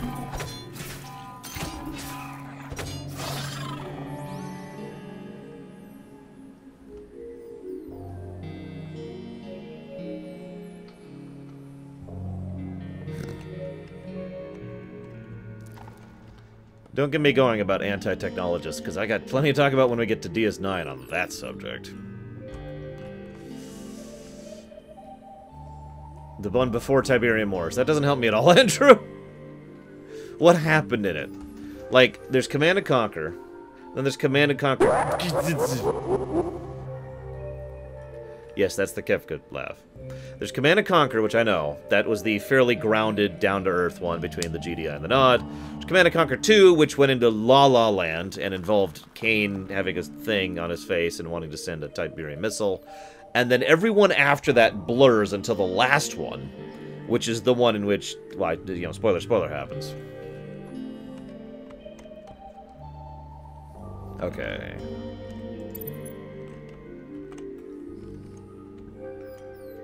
This is it, guys. We're gonna make it to level 3, I swear. Maybe.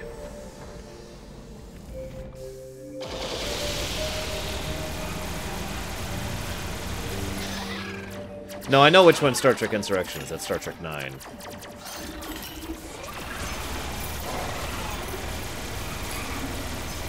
Chocolate cake with homemade raspberry filling and chocolate buttercream frosting.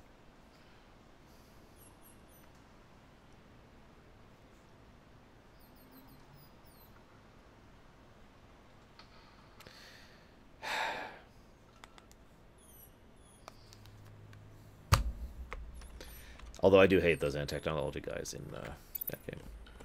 Okay, you go here. You go here. Let's do this. Let's make it to floor 3.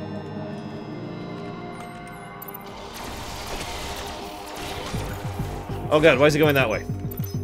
I didn't want you to go that way.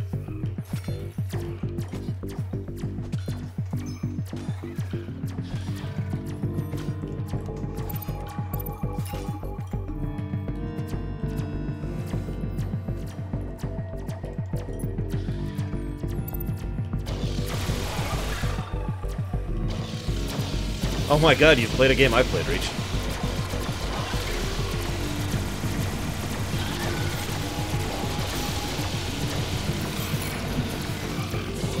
Well, the Heavy's doing his job, but it's time to get out of here. We did it! We got to floor 3, holy crap. We just had to turn the difficulty down. Okay. Here's my review of this game. I had to turn the difficulty down to reach level 3.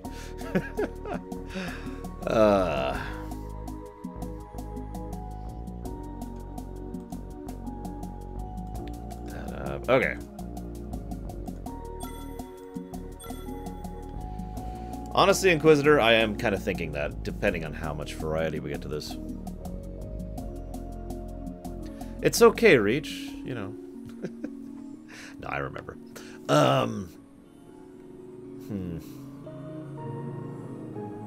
Anyways, Andrew, you asked me a question, and I don't have an answer to it.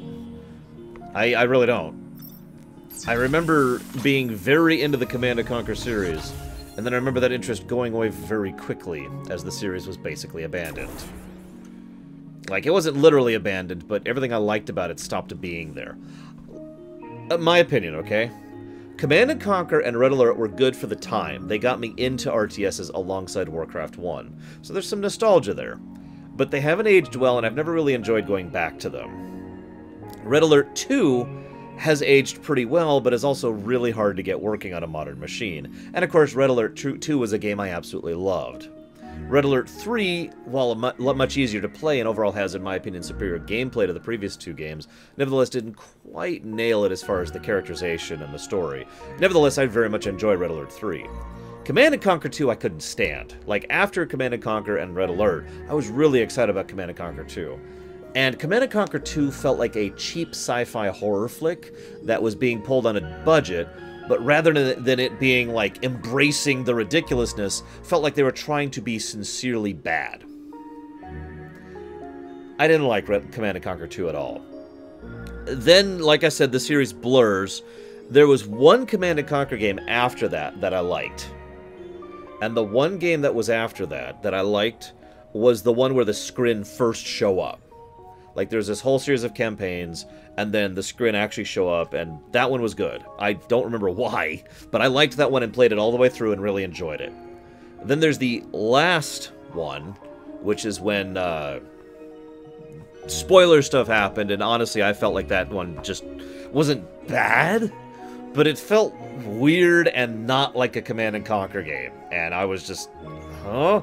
And I ended up YouTubing the other endings, or the other ending, excuse me, because I didn't feel like playing it again. I also weirdly really liked Generals, which Adris just mentioned before I got there. I really liked Generals, even though it didn't have a plot, it still had a strong story. There was still a lot of flavor, characterization, setting building, you know, it wasn't just mission after mission without context. There was a great deal of context. And I liked the variety of the playstyle of the 3 races. Granted, we've seen that since StarCraft, the first one. But I do like when we have genuinely different races to play as. China was my main, by the way. And I really enjoyed what they were doing with it. It was also just about 8 months. You gotta be kidding me! That's insane! That's worse than Dragon Age 2. Anyways, I really liked how they were simultaneously... like, the super hard, serious, like the aesthetic of the original Command & Conquer, but weren't that. It was actually just, it embraced the silly. It felt more like a Red Alert game than a Command & Conquer game, and I liked that about that. You know, there were so many, like playing as the, I forget they were, the terrorist group, was so cartoonishly evil that it went past horrifying and went into silly and actually became funny. It was like watching... Captain Planet villains playing as the terrorist group. I can't remember what the faction was actually called. Like, just the dialogue as you're ordering them around. Oh, please stop whipping me. I won't go. Next time, can I please have shoes? You know, just what the hell? Anyways. So I actually like Generals quite a bit. Never played Generals 2, which I think exists. You can tell how much I know about Generals 2 by the fact that I'm not even sure it exists.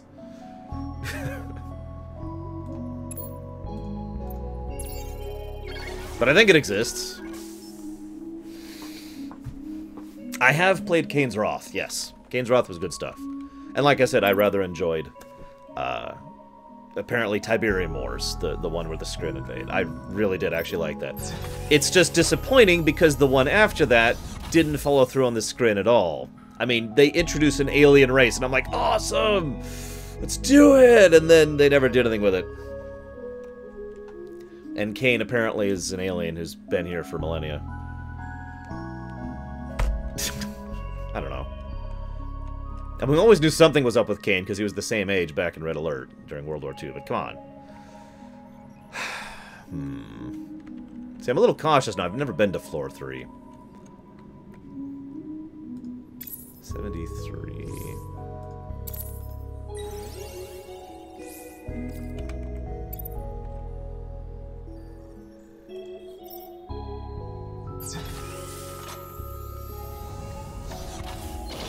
Oh god.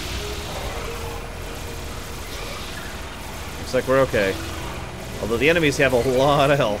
Sheesh.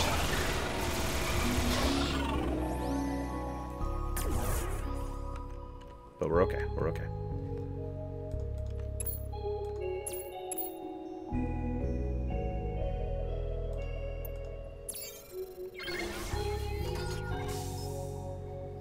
That was it. The Global Liberation Army. Also known as the We're evil faction.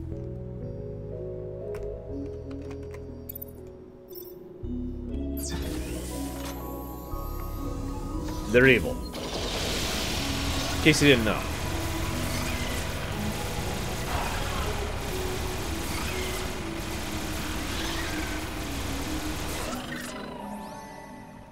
Yeah, aka the guys who literally can use anthrax in-game.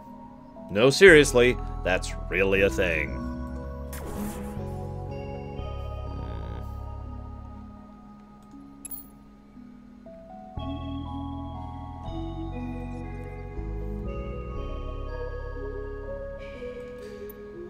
Yeah, let's do that.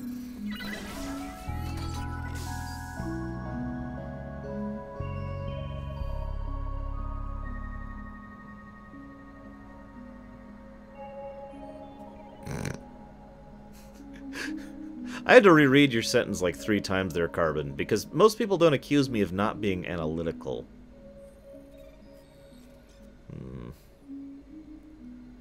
Yeah, let's go ahead and get some defenses going at this point.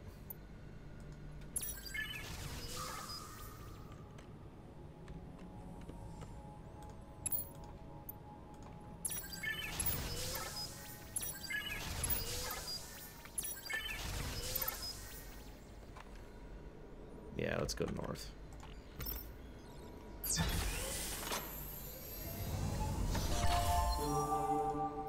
a merchant. It doesn't really sell much. Well, okay. I'm merchant.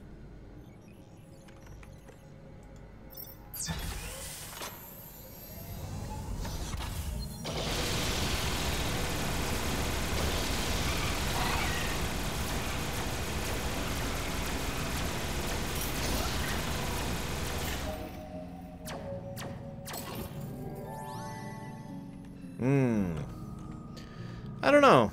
I mean, Westwood did make Command & Conquer 2, and honestly, I couldn't stand that game, so who knows at this point, Andrew? Especially considering that I rather enjoy Command & Conquer 3. By that point, Westwood was already kind of on their way out the door anyways, thanks to, well, who else? EA. So, I don't really know what would have happened if we had a proper Westwood sequel to Command & Conquer 2.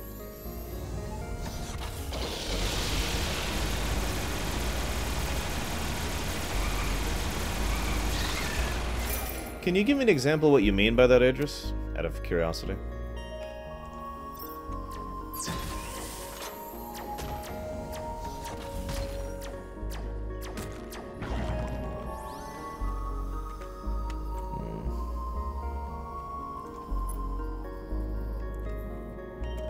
That's probably gonna link up over there. Give me an example, the judge.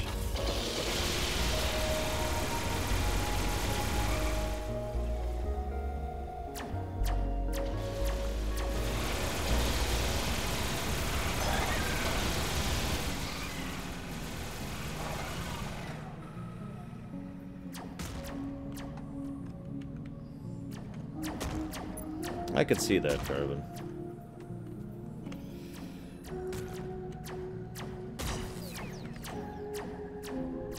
Come back, crystal monsters. Who are these crystal guys?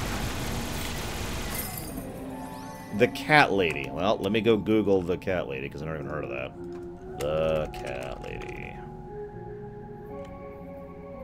It's a video game, an indie psychological horror graphic adventure video game. Well, I've already inclined not to do it because indie psychological horror. I'd look at it and be like, well... Let me go ahead and explain part of my mentality, guys. And also partially to defend myself. I have a very simple rule for ruminations. I talk until I have nothing left to talk about. And if I feel like there's nothing to talk about, then I don't.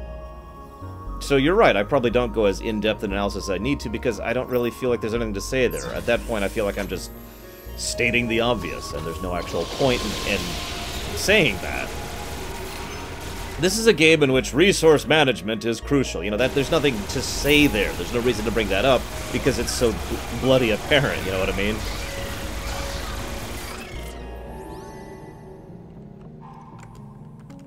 Hang on a second. Pretty sure I haven't suddenly decided to up the bitrate of my stream. And I'm right, in fact, the bitrate of my stream is down, not up, Deutsch. So I got nothing.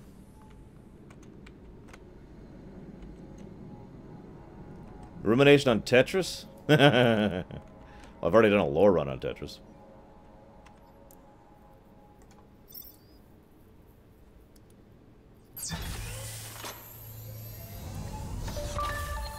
Yay, industry.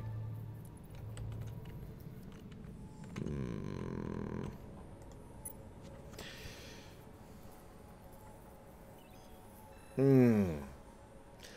it's called the Tetris movie, Reach. No, I'm kidding. I also admit I tend to focus on story because that's kind of what I started doing when I first started doing the show. All the way back when I wasn't doing this as my job. I was just talking about games on a website, or on YouTube. In fact, I actually, after the Mass Effect 3 incident, I got a lot of flack because I generally just didn't talk about gaming mechanics at all, because I had never done that before, so it wasn't something I considered particularly necessary. Art history? No, I do not. I mean, I took several years of art classes, but not art history, no. No, my food. Oh, whatever. Oh yeah, I can level him.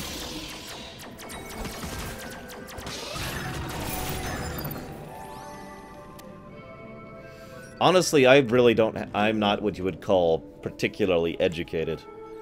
I mean, yeah, I went to college, but whoopty crap, that doesn't mean anything. Hey, Huthor. So, if you're going to ask if I have a background or education in just about anything, the only thing I consider myself to have any decent education in at all, as in going to school for, is accounting and accounting, management, and economy. That's it.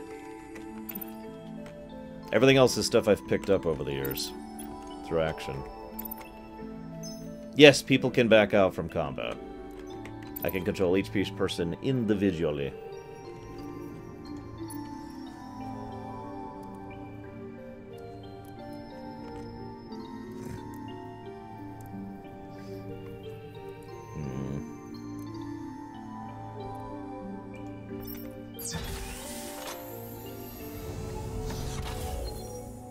Well, in addition to being on super easy, I have also completely changed my strategy, so that might be relevant to why I'm doing better.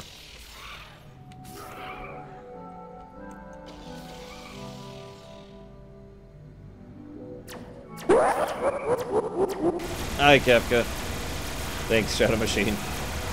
Whoa, that thing has hella health. Yes, that's right, that's a new word. Just for you guys. Okay.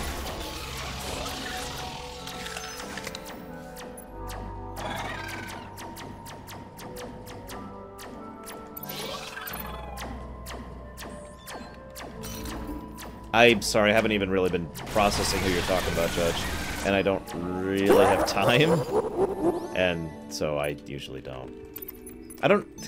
As absolutely terrible as this sounds, I usually don't watch YouTube or Twitch because I just don't have time. As my sister is often fond of reminding me, I have no life. Yes, play as the Ottomans, Tech. And take your time. And pause every time you need to do an action if you can't keep up. Okay. Let's put you here.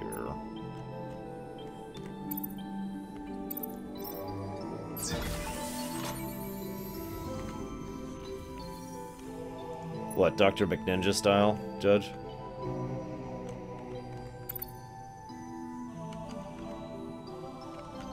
Let's put him at that choke point.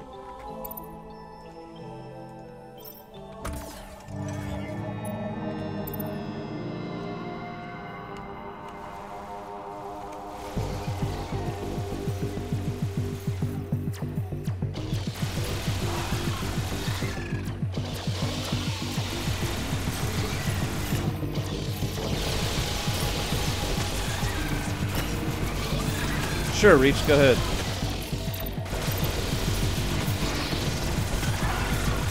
Oh, crap.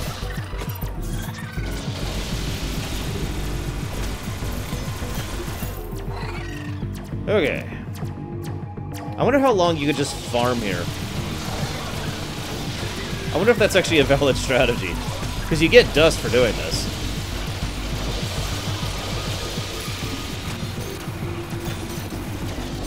And you can just peace out at a moment's notice. I do admit a very strong fondness for KOTOR 2. Yeah, speaking of which, Deutsch, do you already have fixing that lined up? Hang on, I gotta pull up what Reach is showing me.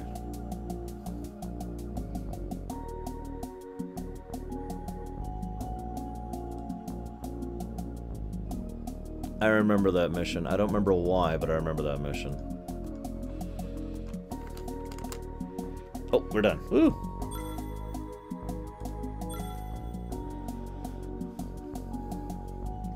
Oh god, I definitely remember that one, Reach. Ugh.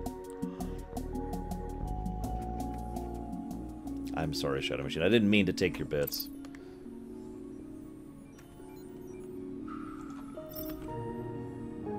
I believe you, Adris.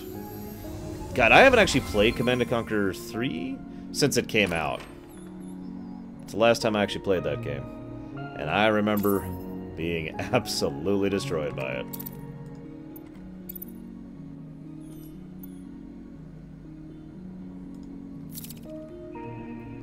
Alright, let's level up the guys who are getting a bit behind. At least he got it scheduled. Oh, you went to urgent care. No wonder he was like, yes, it seems to be your problem. I'm sorry, I have a really negative opinion of urgent care places. I'm just gonna keep my mouth shut. Mouth shut. Don't mind me.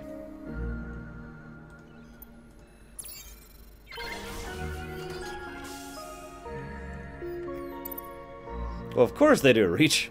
Why wouldn't they?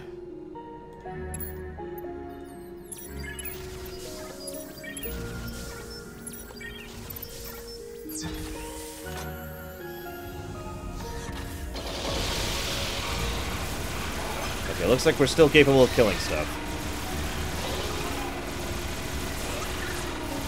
Without dying, I mean. Okay. Oh, by the way, I will say one thing about urgent care places. Not that this is indicative of all urgent care places, of course. But I went to an urgent care place once for kidney stone pain, as in actively passing kidney stones, and they told me to take some Tylenol.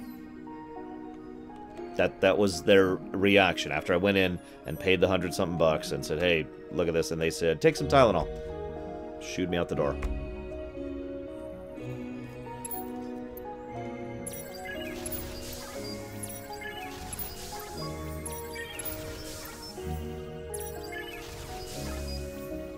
For those of you not aware, it's really, really easy to tell when someone's having kidney stone problems. Oh, please don't watch it, Huthor. That is the worst thing I've ever done. I have been this close to just deleting those videos so many times.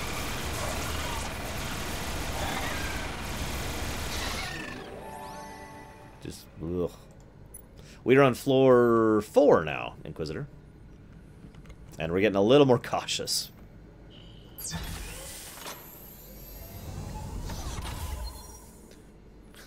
I appreciate it, Shadow Machine. I really do.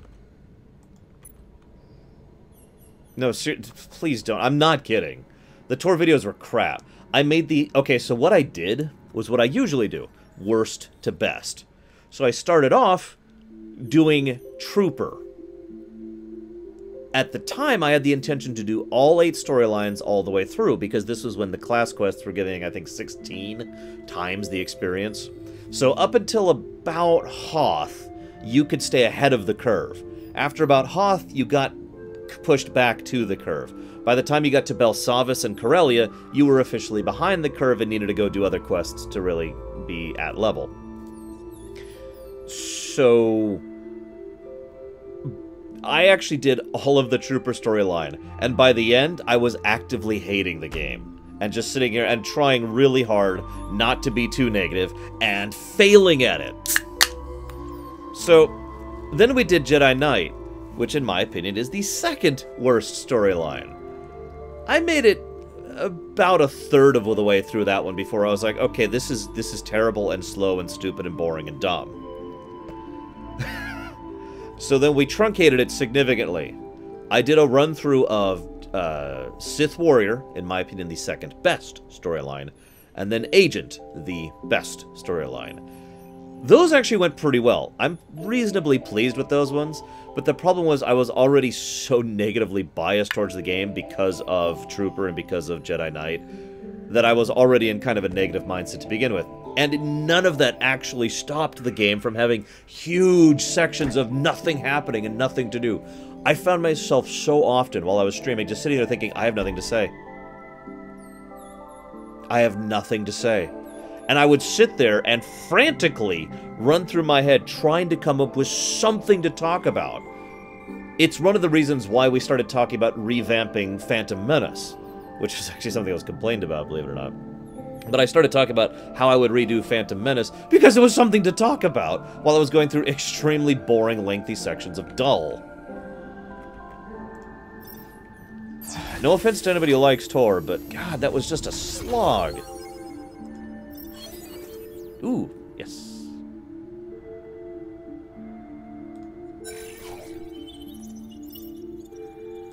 Now, that being said, there was one positive thing that came from the Tor lore run, aside from constantly getting copy-wronged by the people who own the music. Not Fox, the people who actually own the music. And that would be, it gave me all sorts of prep experience for the WoW lore run. By contrast, the WoW lore run had no dead space because I knew what I was doing. And I planned it out accordingly. So there was actually no slog or no grind in the WoW lore run. Woo for that. Then again, WoW's better than Tor. Anyways. Why don't we go ahead and power this room?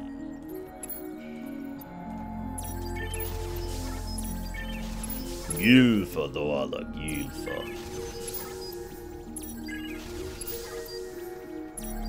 It was also funny going pretty much straight from KOTOR 2, which I felt was a pretty good lore run and of course is an awesome game, to Tor.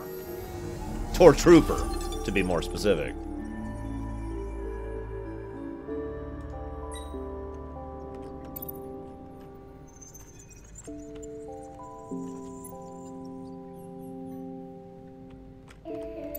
What, Revan was in Tor? This is a joke, I know Revan was in Tor. They also split Revan into his evil twin, his evil clone, in Tor. Don't forget about that. Because that was a thing, too.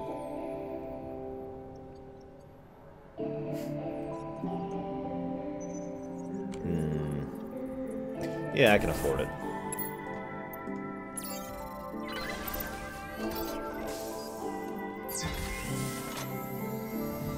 Kreia is definitely not in Tor.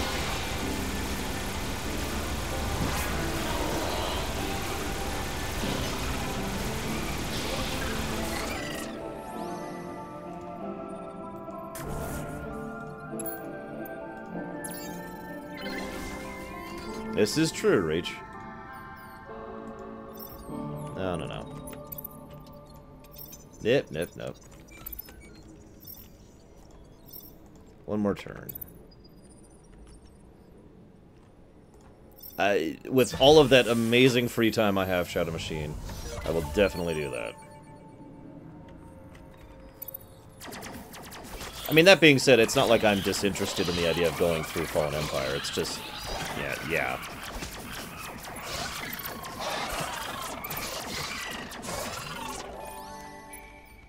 I should actually have you over here and you here.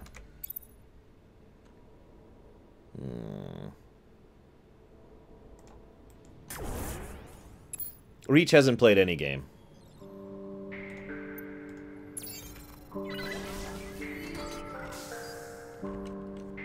I can only watch stuff while I'm busy doing other things, so... Okay... Can we level anyone? No.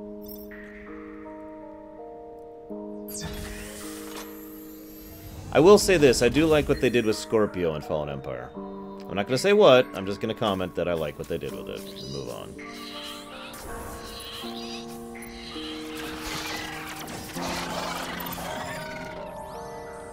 Speaking of MMOs, I just got an email saying, return to Arcage, please. No. Okay, let's go this way. Yeah.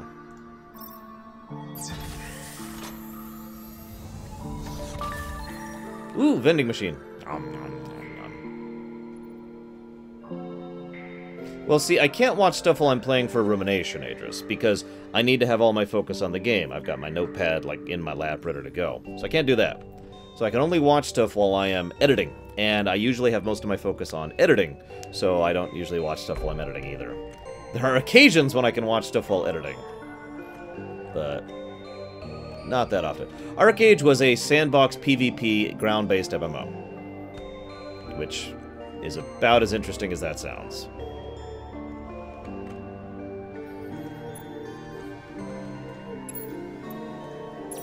Hint, I didn't like it. I wanted to. God, I can't, for those of you who remember when I was streaming that, I was sitting there like, I'm gonna keep going because I want to get to the point where this game is interesting, guys. And then people are like, no, please, stop playing the game. And I'm like, no, I'm gonna get this game. I'm gonna get to the point where the game's actually interesting, guys. And everyone's like, no! Stop streaming the game. Was Star Wars Galaxies any good? Depends on whom you ask. That's all I'm gonna say about that. Depends on whom you ask.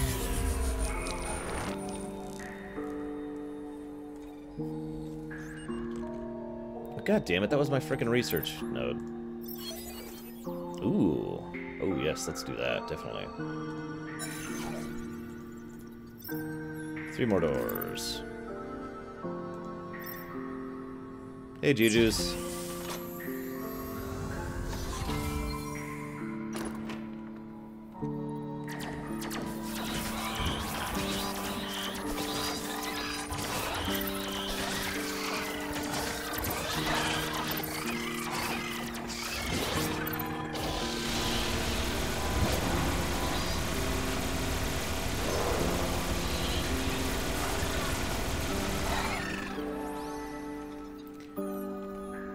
If I was to give one positive to Star Wars Galaxies, it would be the character creator.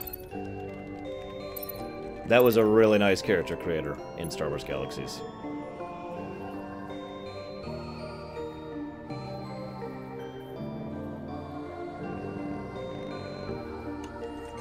Yeah, looks like I can. Let's go ahead and do that. Probably not a lot of doors left, though.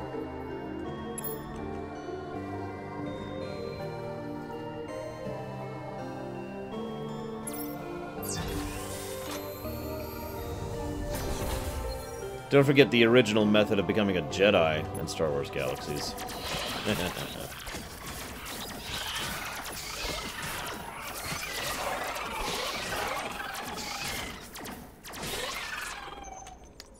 I think I can accept saying that I am upset about never getting a Republic Commando sequel. Or at least another Republic Commando game that was as good as Republic Commando, because Republic Commando was good! As I streamed during May 5th. God, has it already been over a month? Ugh, June is just flying by, guys, which is not cool.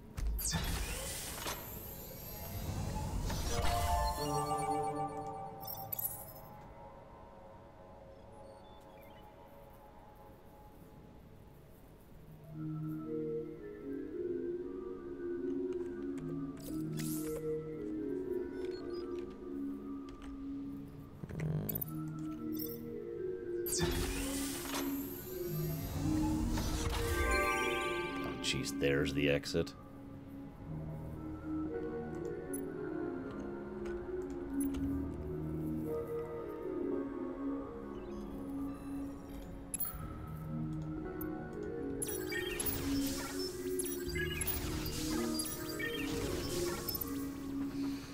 You know, I never actually watched that TIE Fighter short. I read the book. Does that count? A role in a Star Wars RPG, completely fresh and interesting. There is no such thing. Let's go and get that out of the way. There's no such thing as something new. However, let's just go with something fresh and interesting, as in something we haven't played lately. So what have we... Let's examine what we have played in Star Wars. We have played bounty hunters, we've played smugglers, we have played warriors, you know, stormtroopers, Republic commandos, you know, that kind of a thing. And, so the main things we have not played... Hello, every villain is lemons. The main things we have not played in Star Wars games would be someone like Tarkin. Yes, I know they based the agent off Tarkin, but that's not what I mean. I mean someone who is not really combat capable, but nevertheless very influential and very powerful. We could play someone like... We haven't done a Below Decks style story for Star Wars. So seeing the perspective of... I mean, yeah, we've seen grunts, but we've never seen... Well, that's not true. We actually did have one Below Decks story in Star Wars. Rogue One was a Below Decks story. But a game playing as a nobody-nothing in the corner who is basically not really important would be something we could play. Of course, we could... the obvious choice is, well, we could play as a droid, but playing as a droid isn't new or different. A droid is just a different species. We need to be playing some kind of different variety of droid, otherwise we're just doing a story about droid rights.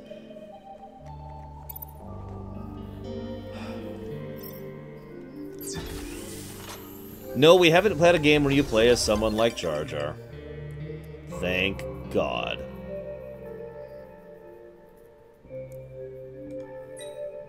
Ah, apparently we can only have a 4-hero team. That's unfortunate.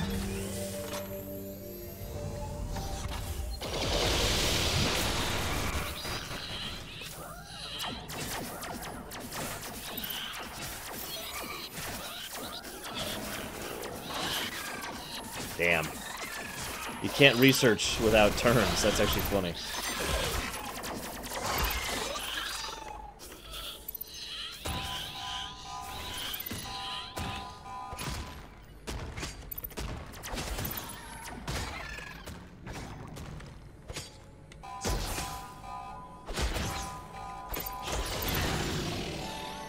Okay.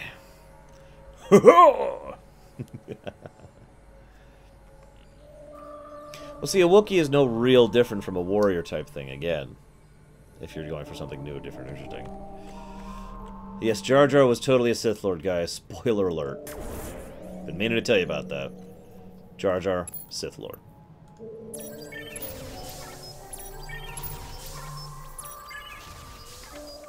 Okay, let's put you at the confluence. Let's put you here, let's put you here.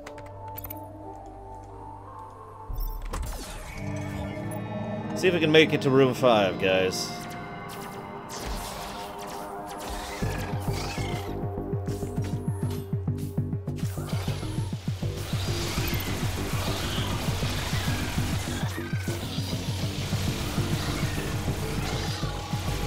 You know, Of all the many theories I've heard about Snoke at this point in time, the idea of him being a Sith holocron is the one I like best, still.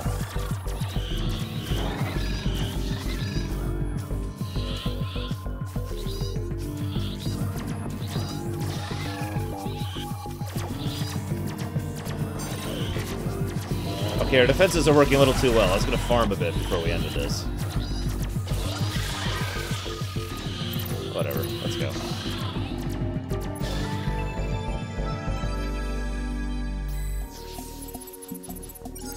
We made it to floor 5. No, I'm pretty sure Snoke is just some random dude they came up with. He's a new villain. That's his purpose.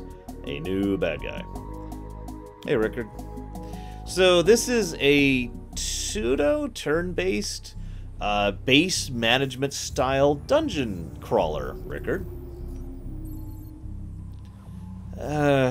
It's certainly getting better, Carbon. I just still don't care.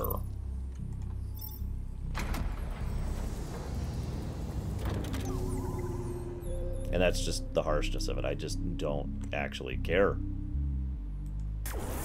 I don't mean to sound so derogatory about it, but yeah.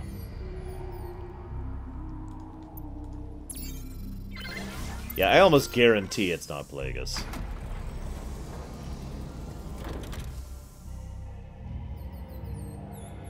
Okay, this isn't terrifying or anything.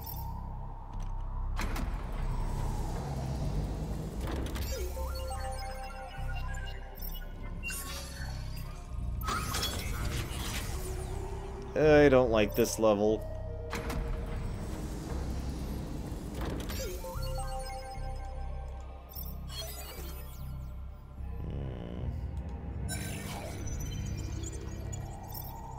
Three doors.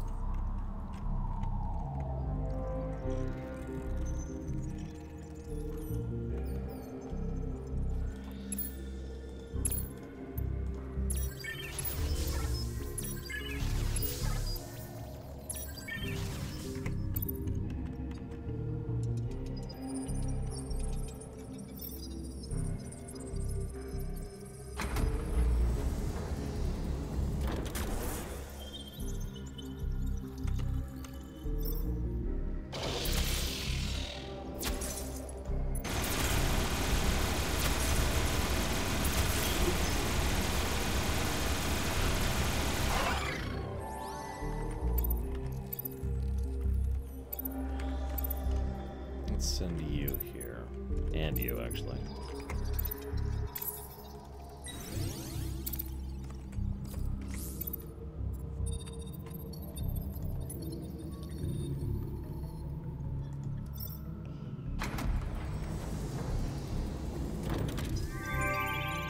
Wow, that is like the closest exit ever.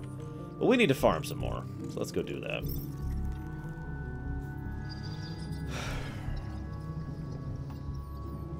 One more door.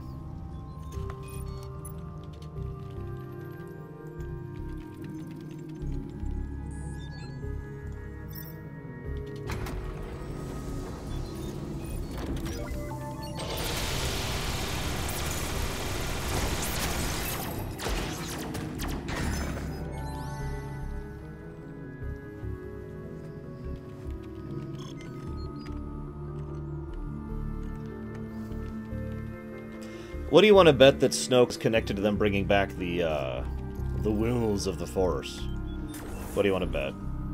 That they're trying to bring... I mean, because they've been trying to bring that back for, you know, pretty much this whole time. Ever since the AU reboot.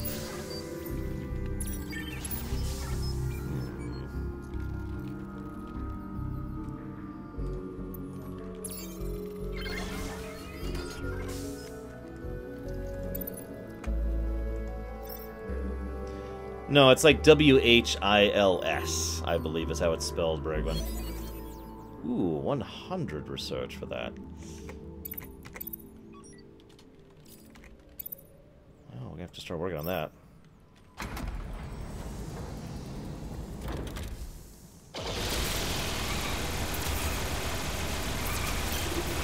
Ugh, don't remind me of Abeloth, please. As much as I love that show. Ugh.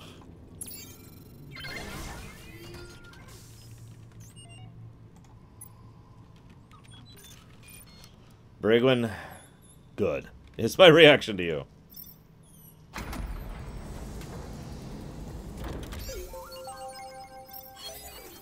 Is this the same research? Looks like it. Whoop, whoop. Back off, back off. Abeloth was mentioned briefly in Clone Wars when they did the whole planet sides of the Force garbage thing. Or maybe it wasn't referenced and I just associate the two together because they're basically the same concept.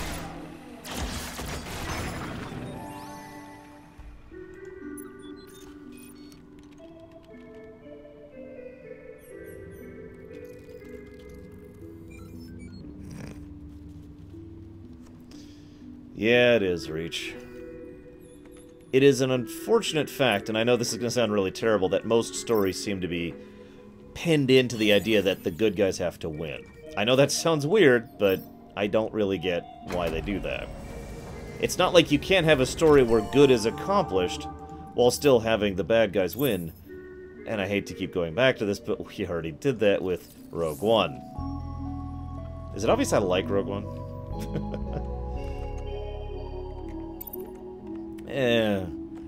I didn't care for it, Carbon, but, I mean, shrug.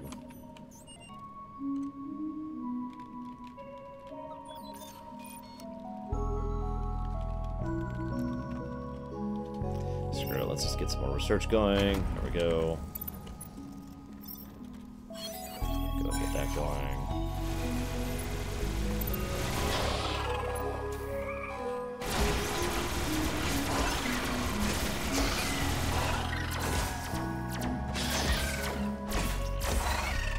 Oh, you know, I gotta be honest, I barely remember details of iJedi.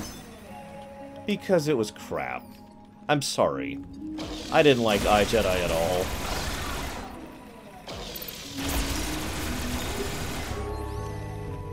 I love how we're just non-stop talking about Star Wars during this stream. This is great. Anyways, but yeah, I agree. I don't think ancient eldritch beings belong in Star Wars. It's kind of like my repeated comments about the,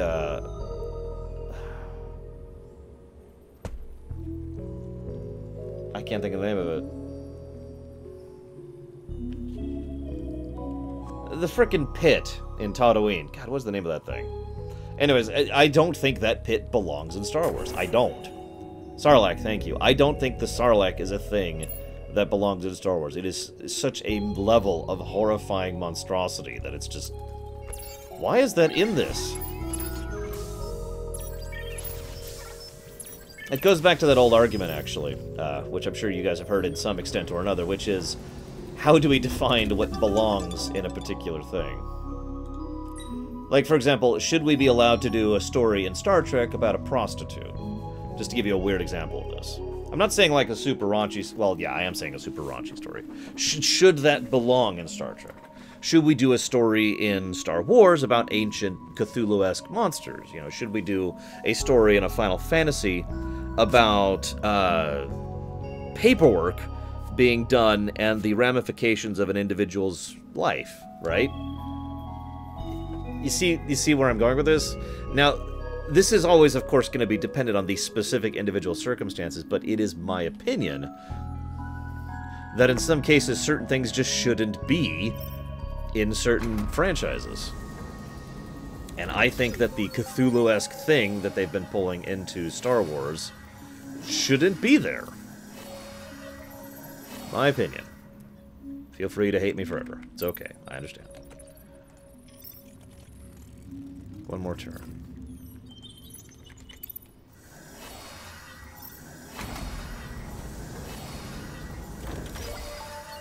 Now, I know what you're thinking. Ah, Laura, you just don't like Cthulhu-esque things. That's why you're saying that.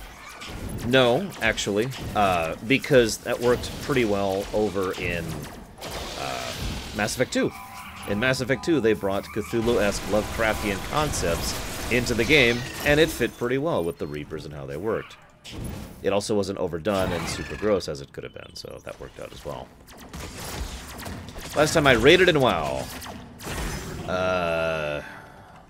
I'd say the last time I really raided in WoW was in Lich King. That's the last time when I was at the cutting edge, racing for a server first.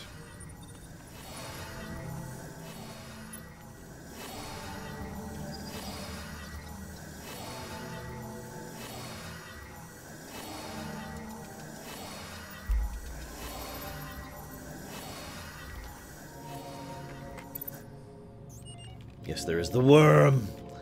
The worm loves us. Right? Ooh, finally a food replicator. I was wondering if I was ever going to get one. Okay, 3 turns left.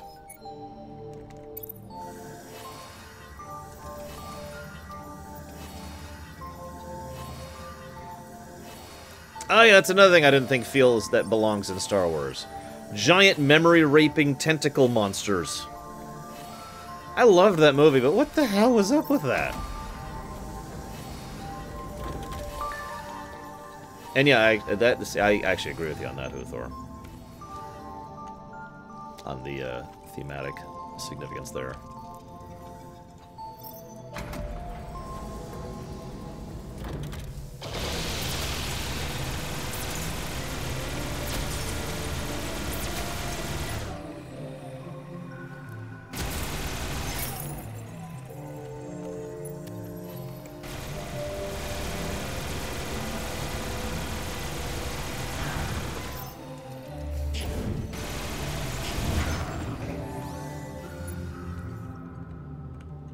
Oh yeah, the fact that it didn't fry his brain was actually disappointing, as weird as that may sound.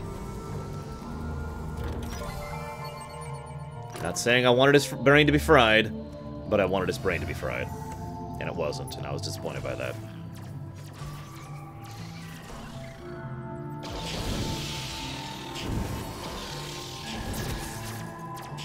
Hello, Kevin TGB. Welcome to my Twitch channel. I'm doing an exploration right now, but you're always welcome to comment, thought, complain, etc. If you hate my show, or if you love my show, or if you want to ask questions about my show, you are more than welcome to ask, comment, thought, etc. So please feel free to. Yes, right now we're discussing the... whether or not Cthulhu-esque or Lovecraftian mythos should exist within Star Wars. Along with other things like that. Food! Ding!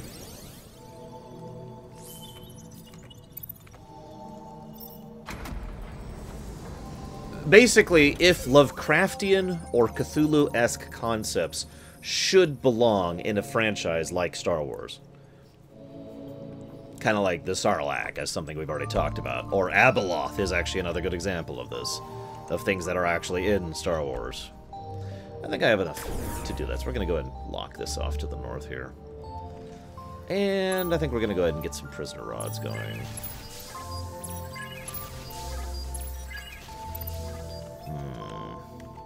You do not, Tech. Don't lie.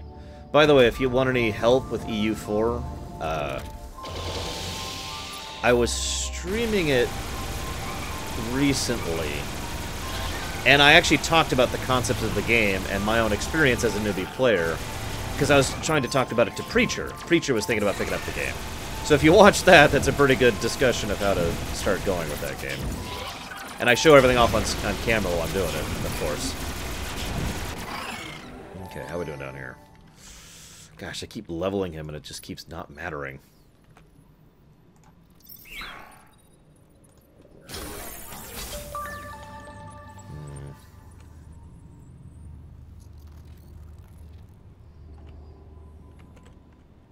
See, I personally don't think Eldritch things agree with the Infinite Empire, Nihilus, Kreia, Freedom, or the Prophecy. None of those things, like my opinion, of course, all of those things are over in this category over here, and Eldritch things are over here, you know? Favorite song from Final Fantasy? Ooh. That's a tough one. I'm going to have to go with either... Oh, that's a really tough one. Can I only pick one?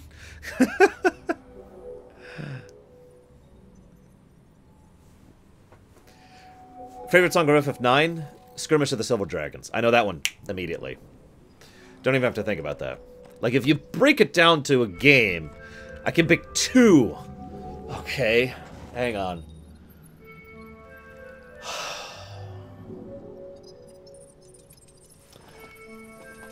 So there's the final dungeon, which I believe the name of the song is actually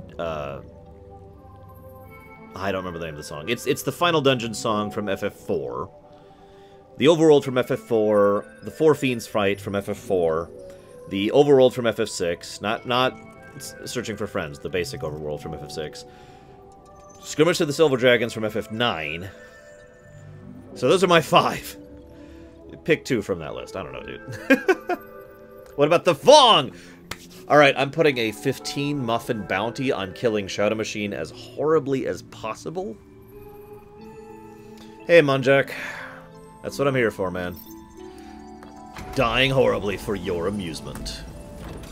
Good news, the dog I'm supposed to be dog sitting won't be here for like a couple hours, so I should be good for a bit. Oh my goodness, those guys are fast. Well, I have a feeling, Carbon, we're just having language differences. Because usually I tend to associate... Oh, we need to move these guys up here. I tend to associate Cthulhu-esque and Eldritch horror stuff with this is the unknowable horrors of death and goop and just tentacles ripping your brain apart. You know, all that fun. Yes, disintegrations are absolutely allowed. All that horrible, disgusting stuff, right? Because that's usually how it's presented. So, I tend to not get into that. Let me think about this. Yes, you will get more muffins, bonus muffins, if you will, if you destroy him even more horribly. Let's see, let's level the Doctor. He's the furthest behind. Okay, so let's move you to the confluence. Let's move you here. Let's move you here. Let's move you here.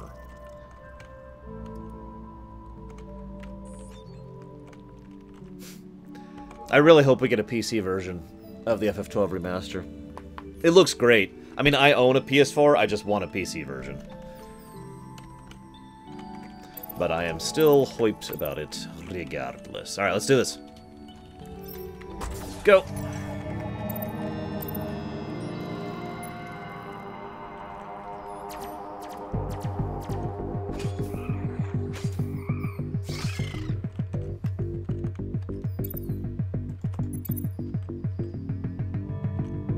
No, Idris!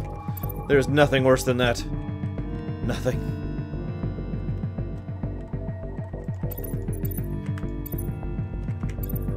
Wow. Let's not get too greedy.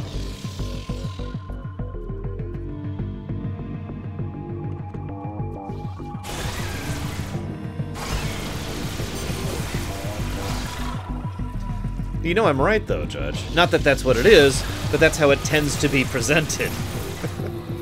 Especially visually.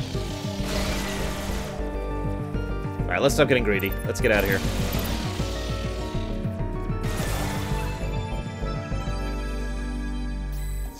Ah, loot mods. Seriously.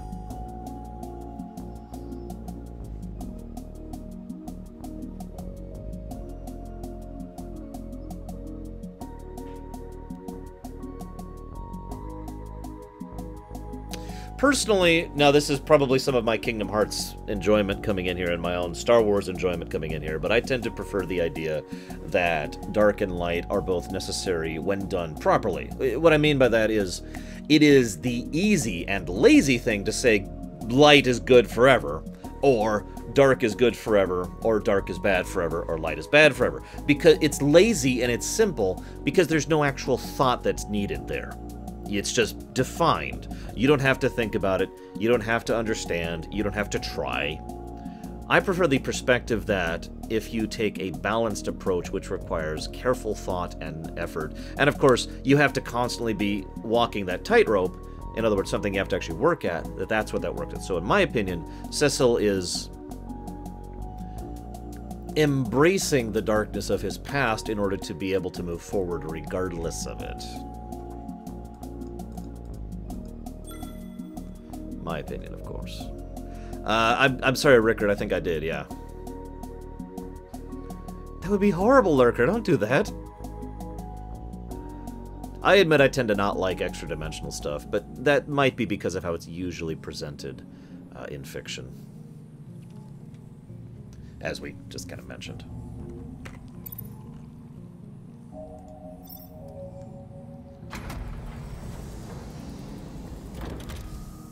God, why is everything so gross and horrible? Don't think I've seen that one, Judge. And by don't think I have, I mean absolutely know for certainty that I haven't.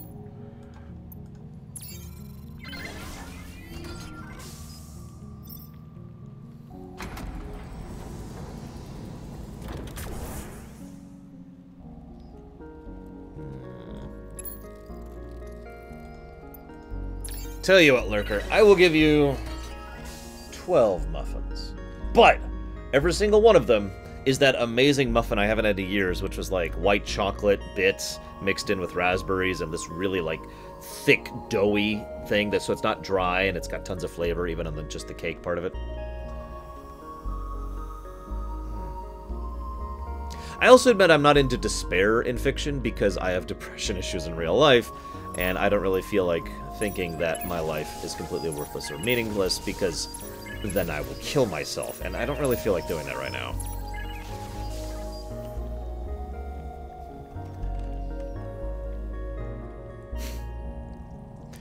What about Palpatine, Monjek? I don't understand your question.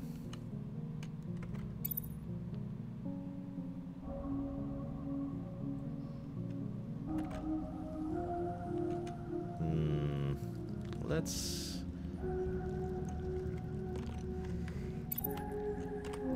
go ahead and move you here and you here. Let's actually move you here too.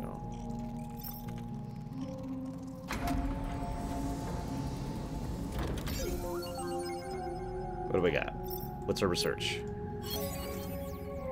A shop.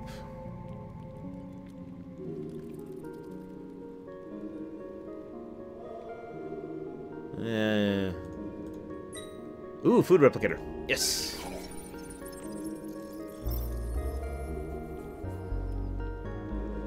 I know what you mean, Judge. I stand by my statement. That is not my thing. There's a reason I came up with that concept of coffee.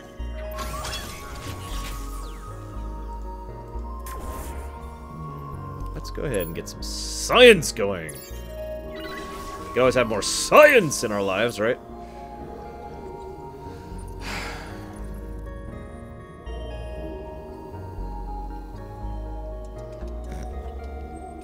But they don't look as cool, Reach.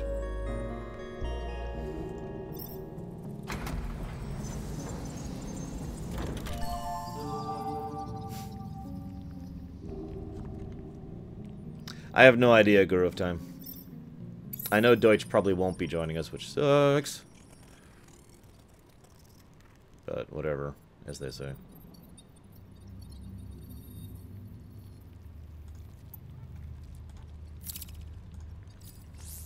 Whoops.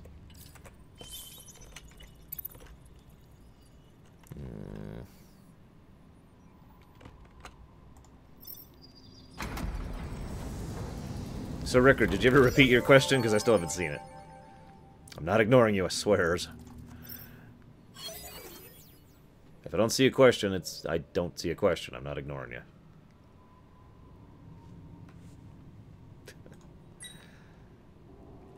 I don't like talking about the past because I have nothing good to say about my past, and that's probably the best way to end that conversation. I am not ignoring you, Shiryu. Someone go stab Shiryu really quick so he knows I'm not ignoring him. Just real quick. Just a light stabbing. A bit of a light bombing, really. Yes, that was to you, Kevin. Sorry, should clarify. By the way, if you type out the lore runner rather than lore runner, it'll pop up and show me that you're talking to me. Otherwise, I just have to be manually paying attention. Just as a future thing. Let's see.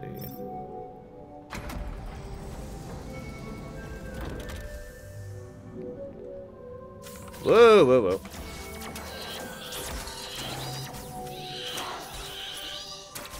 Are they killing the merchant? They're killing the merchant! You don't kill NPCs unless you're me. I really didn't. That's... Moving on. Look, it's not my fault, guys, okay? She wouldn't let me stop interacting with her. Yeah, like that, Kevin. The second time. And the first time. You did it both times. If it says the lore runner, it pops up for me. You can also type at the lore runner, but it's not that hard to do. Anyways,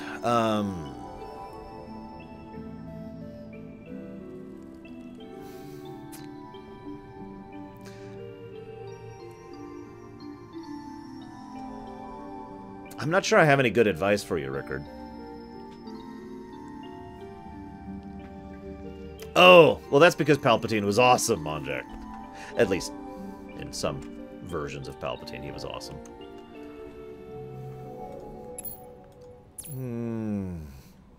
Yeah, we really need to level these guys. Why are you testing... Oh my god, guys. What am I gonna do with you guys? Other than get more science! As much as I hate to overextend myself like this. I need more science in my life.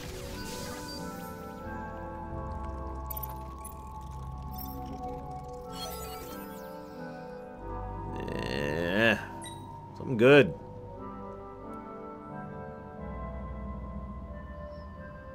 Ooh. Yeah, sure. We'll take that. Why not?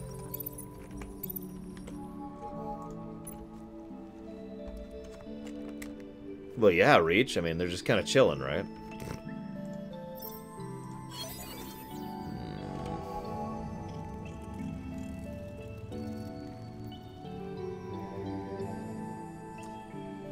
What, the pouring rage into it thing, Huthor, excuse me.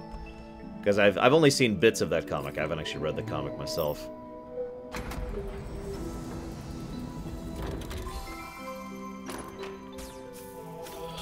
Damn it.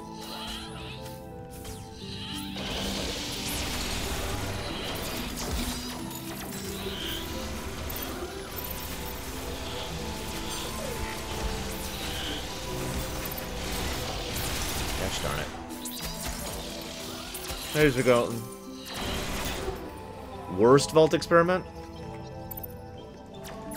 Man, that's a interesting question.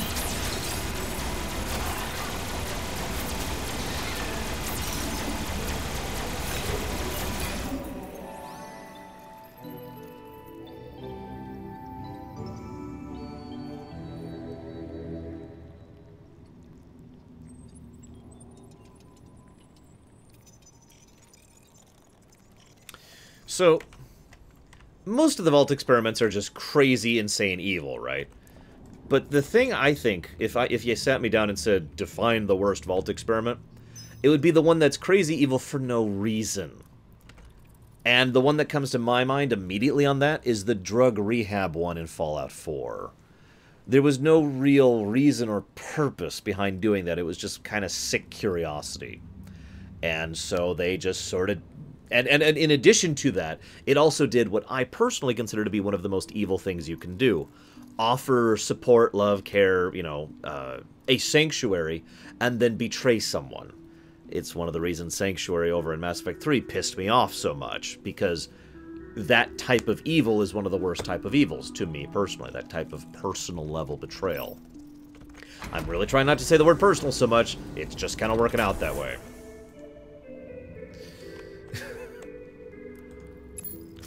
Let's go with more science.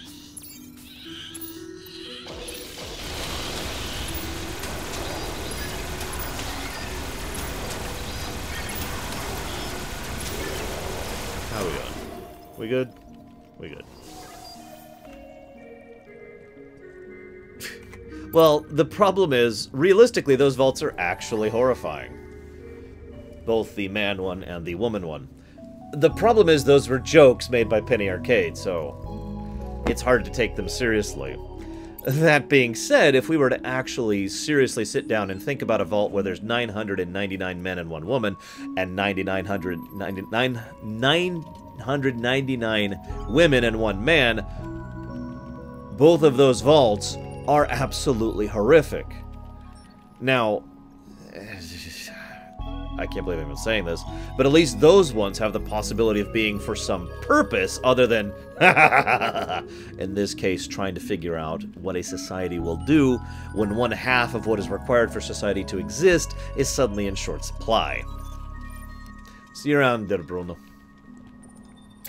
Level.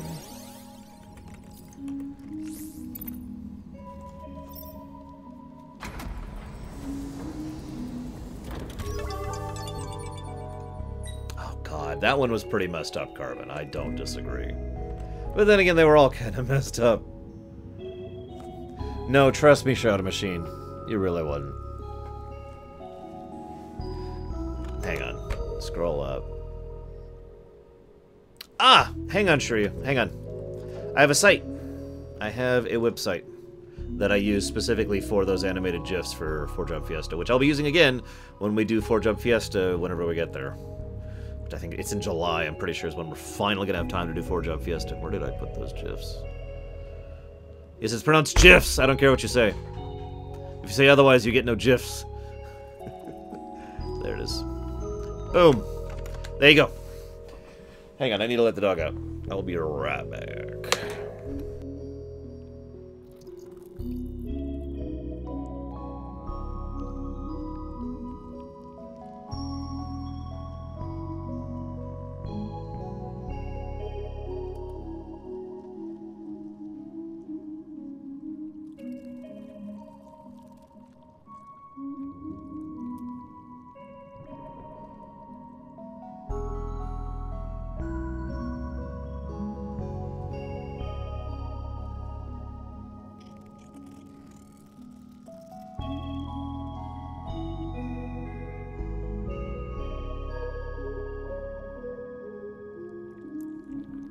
Sorry about that.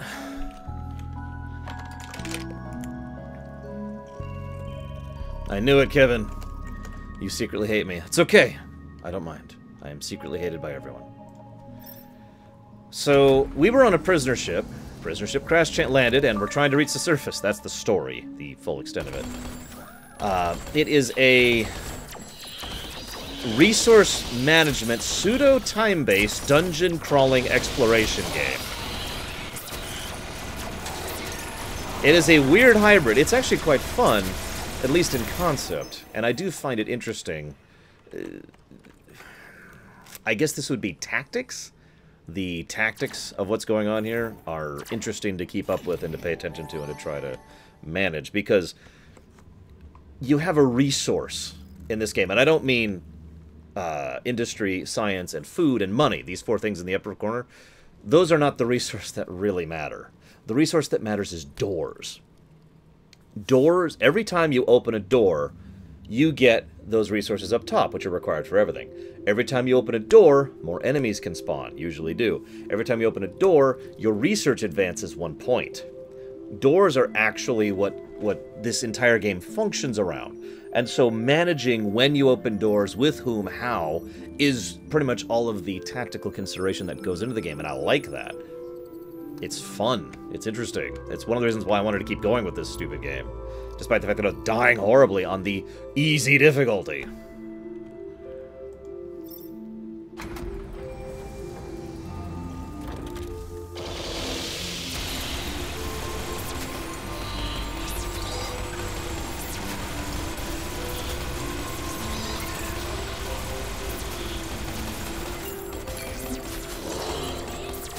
Ooh.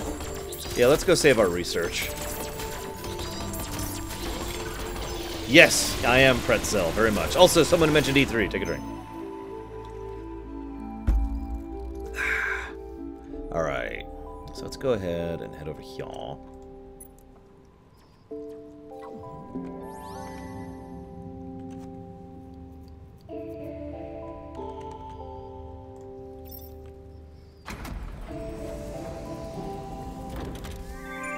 Okay, there's our exit.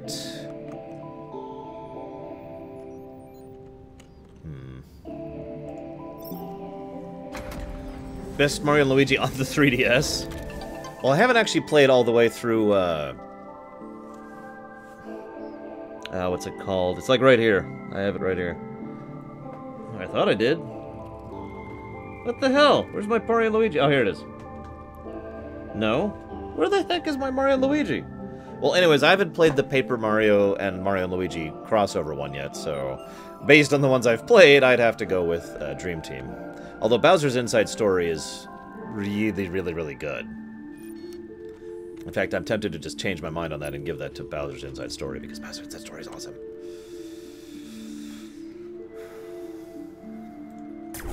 I don't think I've ever really done anything for FFT.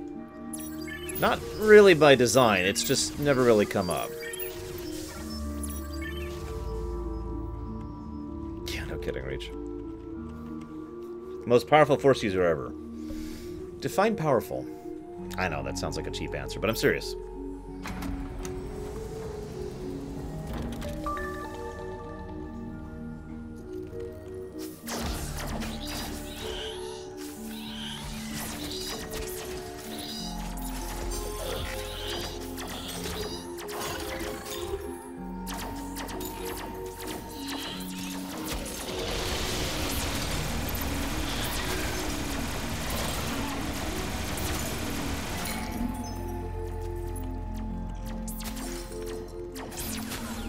Damn it. Well, that's okay. We don't have any doors left anyways.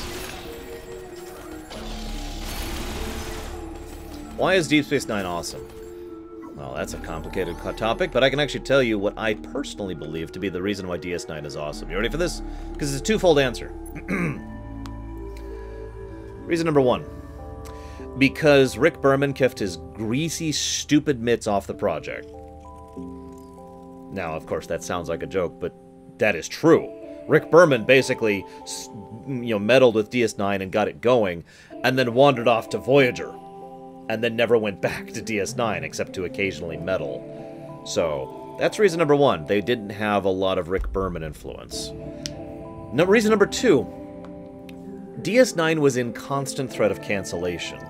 Now, that may sound like a, huh? But here's the thing. Voyager's development staff knew that whatever they did, it didn't really matter.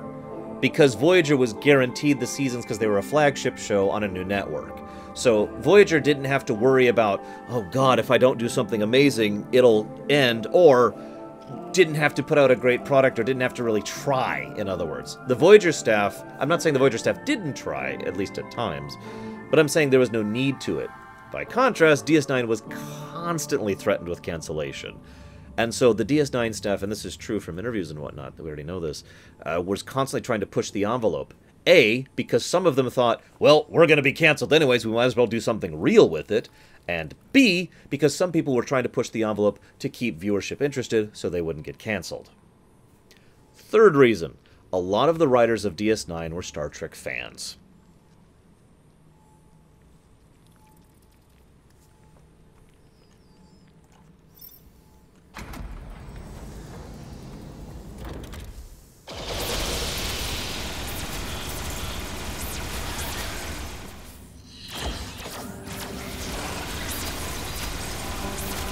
Oh, Jesus.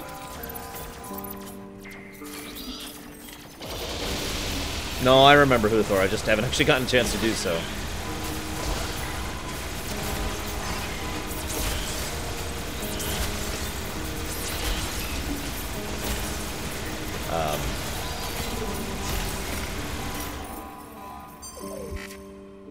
Okay, that was fun. And by fun, I mean incredibly horrific.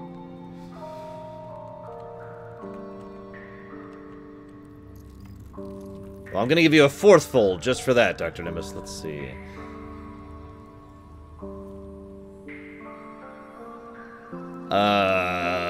The Cisco. There you go. Oh, there's another door.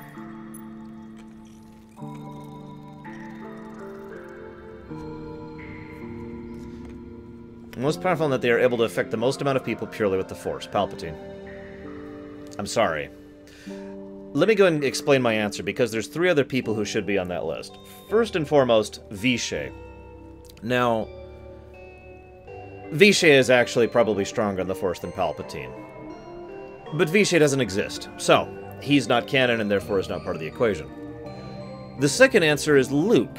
However, Luke, EU Luke, I should clarify. However, Luke went through an entire character arc where he basically started deliberately pulling back and not influencing people through the Force for reasons I'm not going to get into and don't agree with. So Luke's off the list because he basically was self-hampering.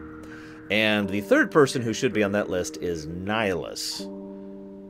Thing is, I have never, for even a minute, actually thought that what Nihilus was doing was using the Force.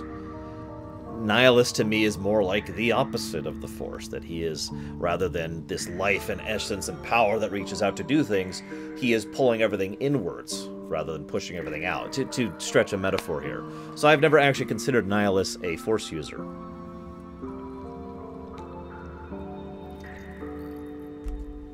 Also, as Carbon is pointing out, what Palpatine did was use the Force on a galactic scale. In addition to the fact that he was able to do fairly simple things like reach out to talk to people from halfway across the galaxy using just the Force, or kill people from halfway across the galaxy using just the Force, he was capable of dropping rocks in the pond, so to speak, and he was capable of doing it with extreme precision. Yeah, basically Shadow Machine in the EU. Now, I don't remember what ended up happening with that because I kind of fell off the EU when the Vong showed up, but yeah.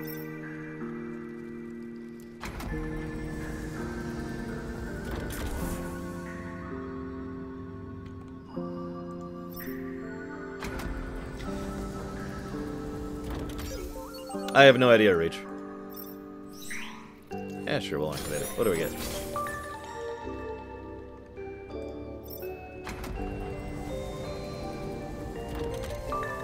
Either way, your answer is those 4 people, in my opinion. I just realized that wasn't actually a vending machine. That was a table full of food.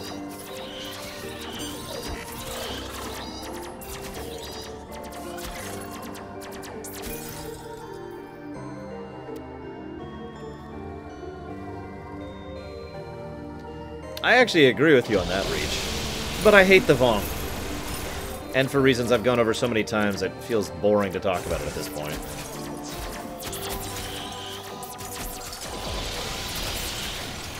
Hey, Esther.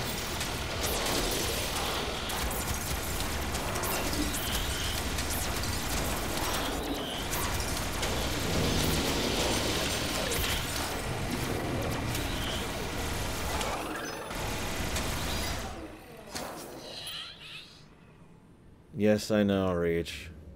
Ugh.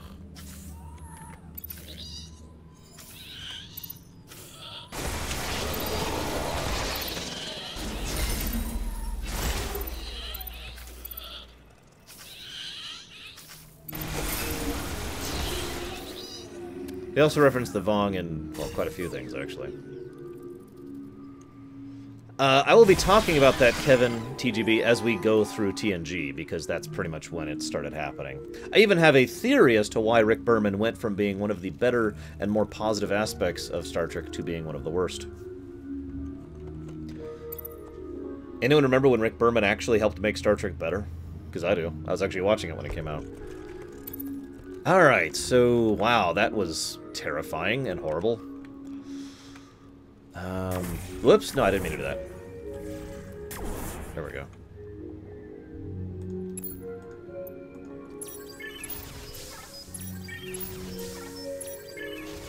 Yeah, I know, right, Deutsch? I guess I'll go ahead and give you the truncated version right now. I'll talk about it in more depth later when we're going through TNG. But it is my opinion that when Roddenberry died, Rick Berman got bad. Oh, okay. I'll try with Kevin, then.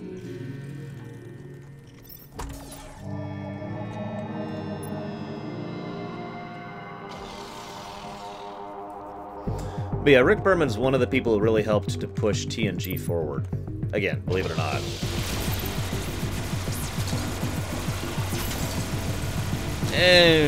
That's possible. Let me be clear, we don't actually know why Rick Berman suddenly turned into the mess that he is.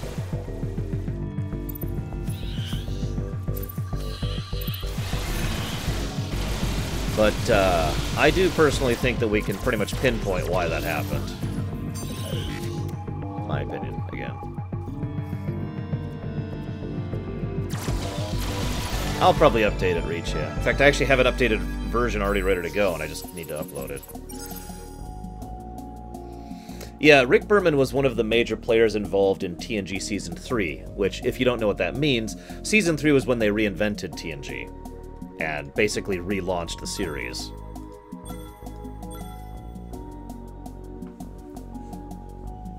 Hey, Marley. Best place to watch Babylon 5? That's a damn good question. I have the DVDs. I don't know if they're on Netflix, or if they're on Amazon, or what. But, unfortunately, getting a hold of Babylon 5 has proven problematic, in my experience. Lurker would probably know better than me. SJ, I'm going to say something very controversial that I'm also going to say this November. I don't actually hate Season 1 of TNG.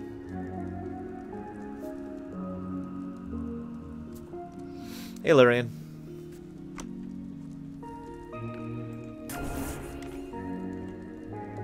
See you around, Huthor.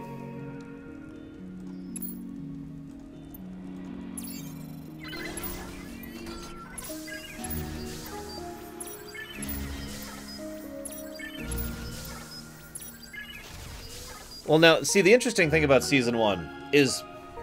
If you'll forgive me for talking for a moment. I know, Manjak, I'm sorry. I remember when I sat back... This is going back like 5 years now, okay? But when I used to think Season 1 TNG, you know what I'd think of? I'd think of Justice. I'd think of I'd think of Justice. I'd think of the Getting Drunk episode. I can't remember the name of it. It's the second episode. I would think of Code of Honor. And my thoughts would pretty much circle those first 3 episodes. And I would just be like, oh, God, those episodes are crap and terrible, and I hate them. So I did what most people on the internet do. And what most people at conventions, at TNG conventions would do. And they would just say, oh, Season 1 TNG is crap. Then about... Actually, I guess it's like 6 years ago now. This is back when I was still working at the network place, before I really started doing the YouTube thing. One of the things I used to do back then was I used to rewatch shows, because I had huge stretches of time while I was doing server updates and whatnot. That's why I started doing the recordings. So, I was rewatching Season 1 TNG, and it was the first time I'd rewatched Season 1 TNG in years. And I'm sitting there watching it like, this isn't as bad as I remember.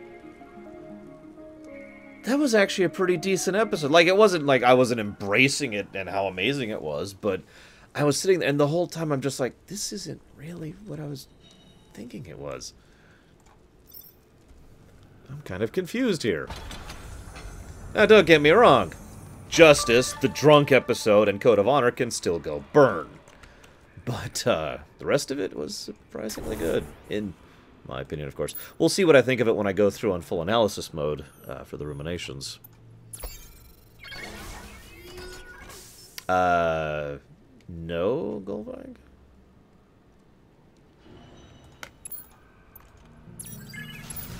And yeah, speaking of that, Kevin, I'm going to be talking about the significance of sticking with TNG, too. Like, if you go back, how many things, the first thing of it, are kind of crap? Like, Mega Man 1 is not actually that good of a game. Super Mario Bros. The original was certainly innovative for the time, but ultimately not that great of a game. Where No Man Has Gone Before, original series, not exactly phenomenal. You know, I could go down the list. You get the idea of where I'm going with this. Most franchises, when they start off, aren't exactly phenomenal. It's the ones that... Farscape Season 1 has the same issue, too. Most things like this have to have a moment. You have to be patient with it and give it a chance to grow and get to the point where it's awesome, because then we get amazing things like Mega Man and Star Trek and all these other things I've been referencing. Probably... Muse Reach. I was astonished at how much I enjoyed Muse with analysis mode fully on. I think I mentioned that in the rumination. don't need any of that.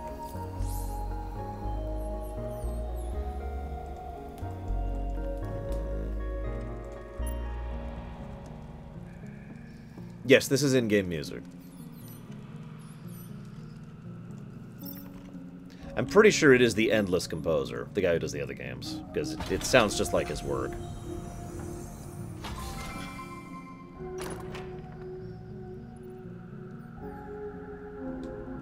Now, the other funny thing about Season 1 TNG is, with the advantage of hindsight, we can look at it and see where all of the potential of what became so awesome about TNG comes from.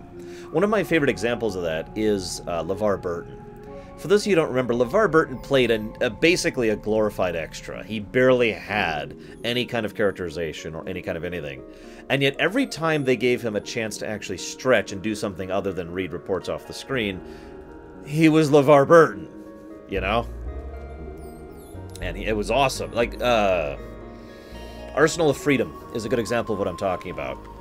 When LeVar Burton was actually given command, or excuse me, Geordi was actually given command of the battle bridge, or the battle section.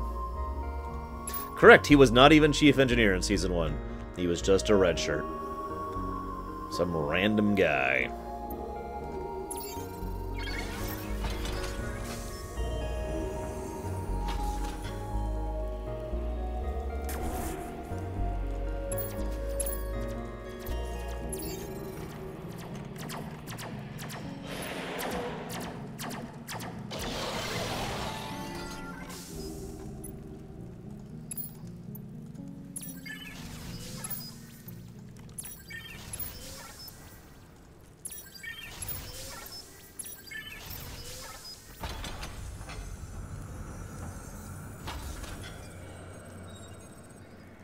What's funny is if you pay attention, a lot of really interesting characters tend to start off as just random guys. Like Nog in DS9. Could you imagine, did you at any point predict when DS9 came out that Nog was going to be the character that he became? I mean, I don't think there's anything more severe of an example than freaking Nog. Come on.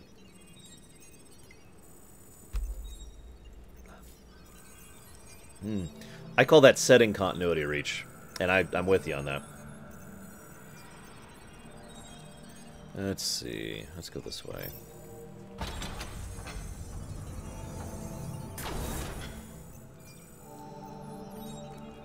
Yeah, Rom is actually another example of a character who really went forward.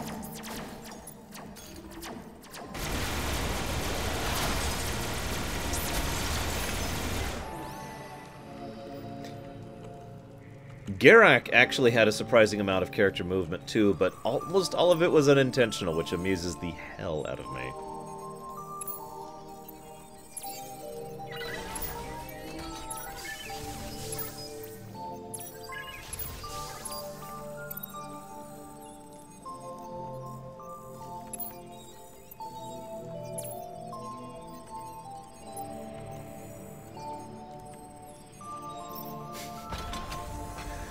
Kind of, Aedris. Kind of. So, Reach, have you heard me tell my story about SG-1? I'm just curious. Yes, T'Pol actually... Okay, you're probably joking, Carbon, but you actually... If you've watched the whole series, you know T'Pol did get actual character development. It should have been there earlier, but she did get it. Apparently I can shift... No, I did not know about that, Cold 87. Hi, I'm stupid. Nice to meet you.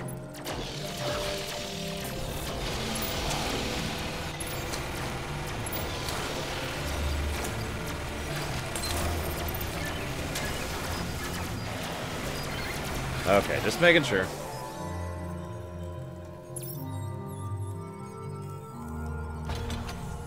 Frick Emancipation. God damn it. In my defense, Emancipation is freaking terrible. And yes, that's what I'm talking about.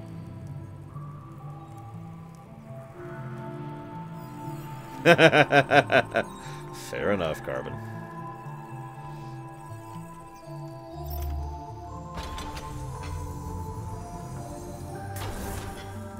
I feel really bad for Jolene Blaylock in general.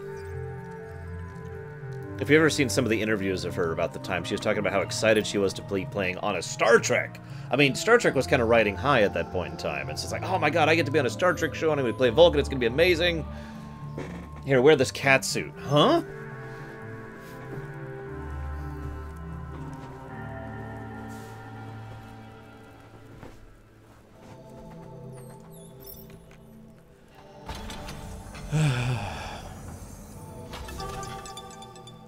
Nope. Although I do need a level again, speaking of which.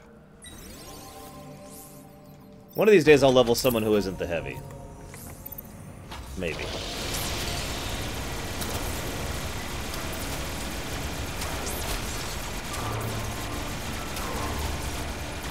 God, those things have health. Oh, hello.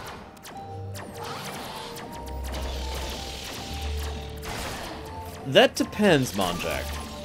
Let me go ahead and break it down thematically rather than literally, okay? You can either start at the beginning and just experience the whole show as you go through, or you can start with the best, see if you like the best, and then, you know, decide where you're going to go through. That's what it really boils down to. And I get that kind of question all the time. I get that question about Final Fantasy, I get that question about Kingdom Hearts, I get that question about Star Trek. I get the where should I start a franchise series all over the place. So it depends on which approach you want to take. Do you want to go ahead and start at the beginning and just accept whatever's going to come, good and bad? Or do you want to start with the good stuff and see what you got? See if you like the good stuff first. No, he's actually in it, Galvatrix. I have no mods for this game.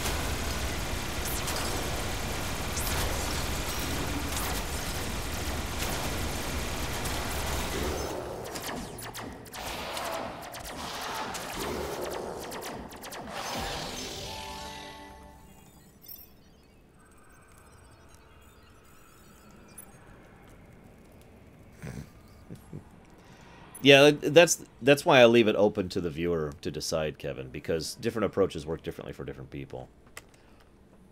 I'm usually the person who wants to start over from the beginning and just experience it all as I go.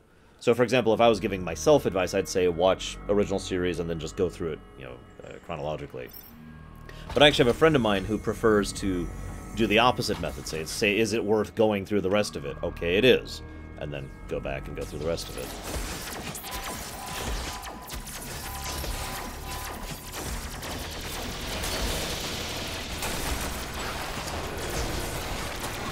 Okay, start with the best. Then I recommend that you pick up either with the movies or The Next Generation Season 3. Those are the two spots I recommend starting. Specifically, I recommend you start with Star Trek 2, 3, 4, and 6. Those four in that order, okay? And Star Trek Season 3, and just go through Season 3 of The Next Generation and see if you like that. I don't actually recommend you start with Deep Space Nine, and let me explain why. Even though a lot of people consider Deep Space Nine to be the best of Trek, you can't just start when DS9 gets good, because you lack all the investment that led up to that. It's kind of like recommending someone start Babylon 5 with Season 2. That doesn't actually really work, because you're going to be missing a lot of foreshadowing, a lot of establishment of the setting and the characters from Season 1. So I usually don't recommend people start with DS9, especially since DS9 Season 1 is kind of crap. So that's my recommendation.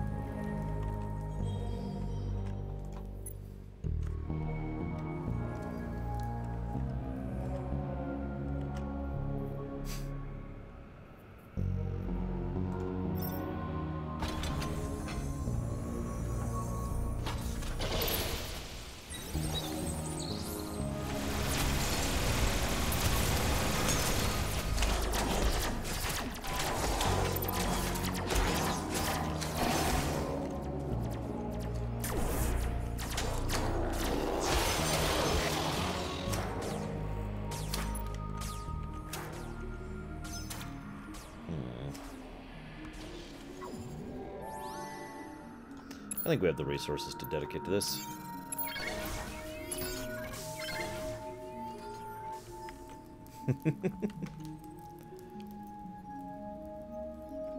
Oh, I know, right, Reach?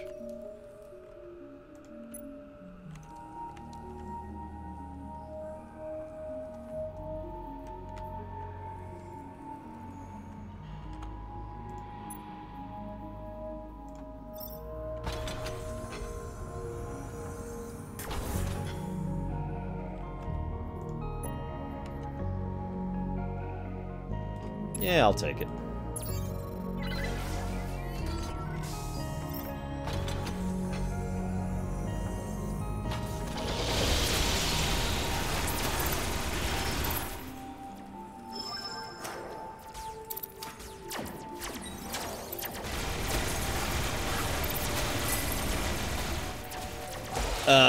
Do you mind linking me it real quick, Shiryu?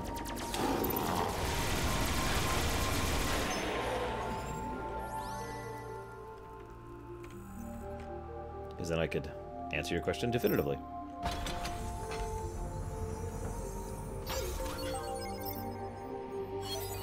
Oh, come on, give me something good.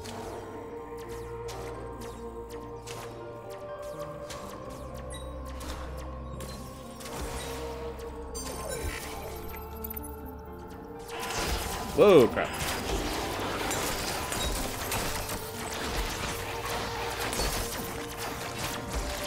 I probably did, Lurker. I probably did.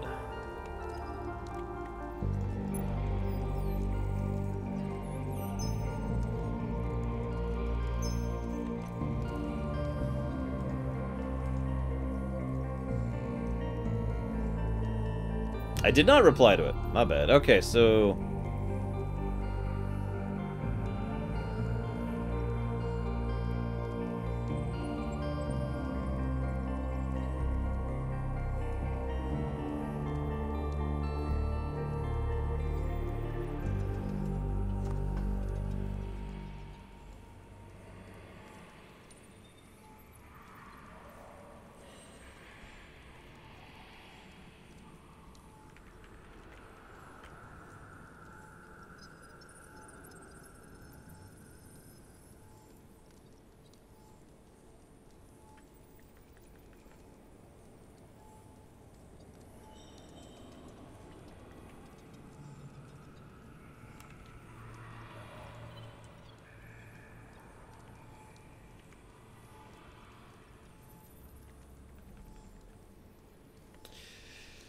I can't think of any off the top of my head that should be in there that aren't Shiryu. So I'd say, yeah, I'd at least give that a tangential stamp of approval.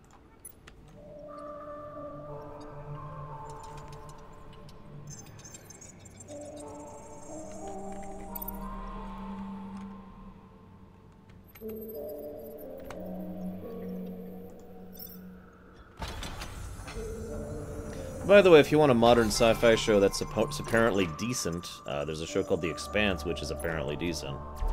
I do have to say apparently, because I haven't watched it myself, so I can't personally recommend it.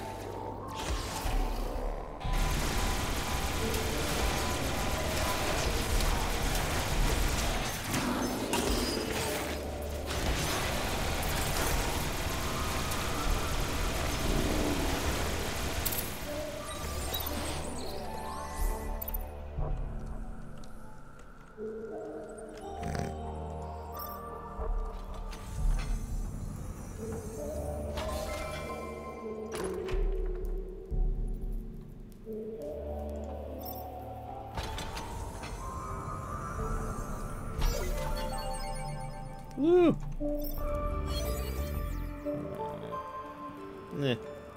Probably don't have enough doors left.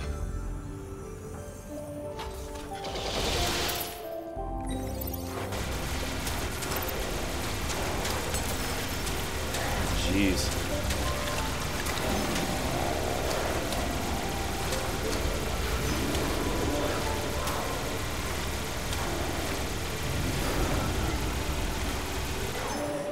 That was a fun room.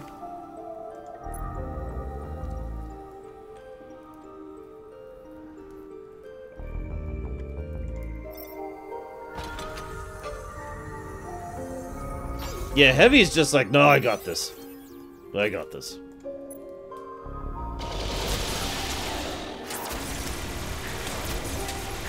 Although I think I'm gonna have to pull back here on this one.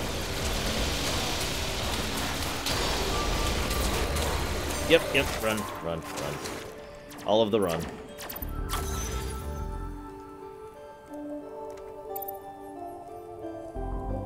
I know, right, Reach?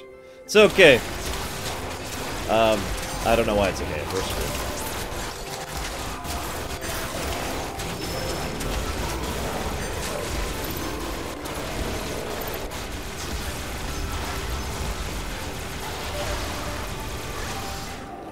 Jesus, okay, that was a fun wave. Phew.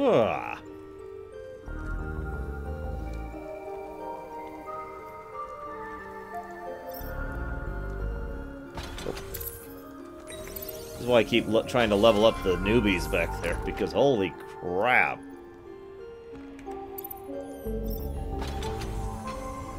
Yeah, I thought the medic was actually going to die there. Oh, we found the exit.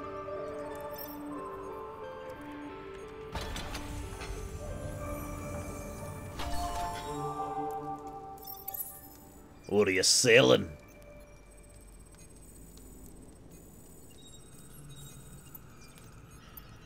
Nothing. Yeah, whatever. Wait, hang on. Nope. Nothing. Okay. Are we ready? We're ready. Okay. Let's put you here. You... Yeah, let's do this.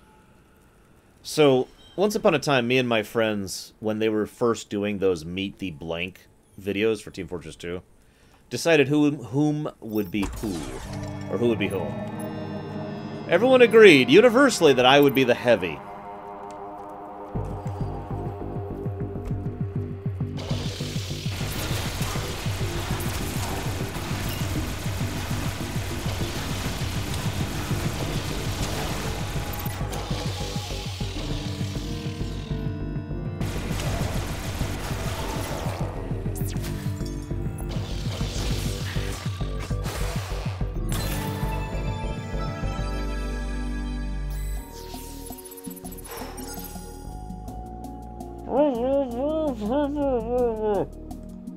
No, I don't cuss. Or at least I'm still not cussy.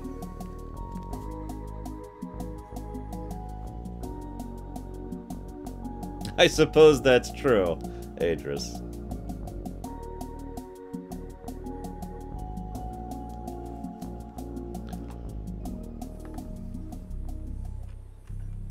All right.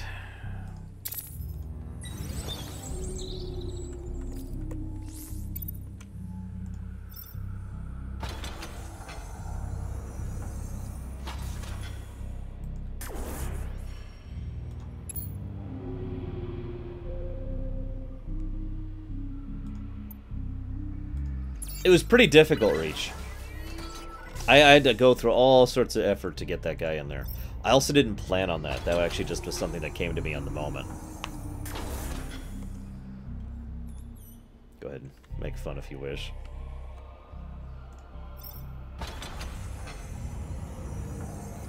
Oh, it's already powered.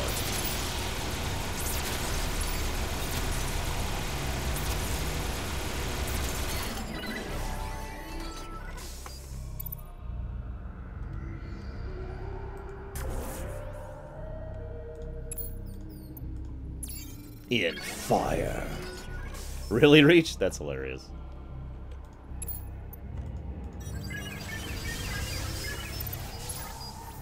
Alright, we need some good tech this floor, guys. Let's do this.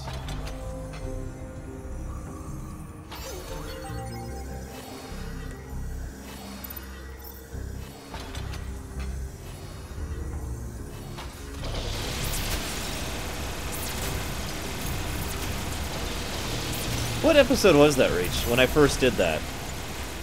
Because the first time I did it, it wasn't planned either. I just happened to have my pillow, my usual lap pillow, which I rest my arms on right there. I was like, you know what? I haven't decided yet, Judge, because that requires subscribing to CBS's bullcrap in order to just be able to see it, which I'm not super inclined to do.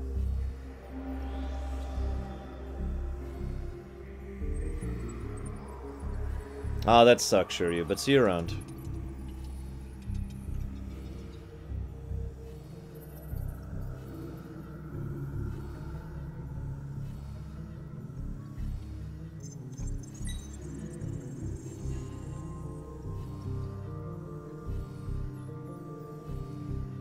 Yeah, one more. I give up.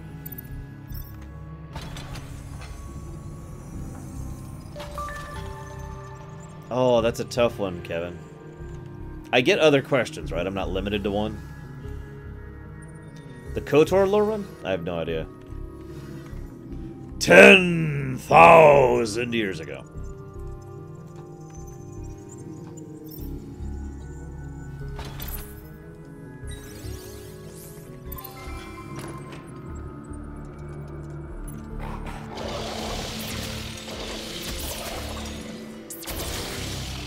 Yeah, I haven't exactly been aging well, guys. Why aren't you attacking? Oh, dear God. Why aren't you attacking? Oh, my God. These things are destroying me.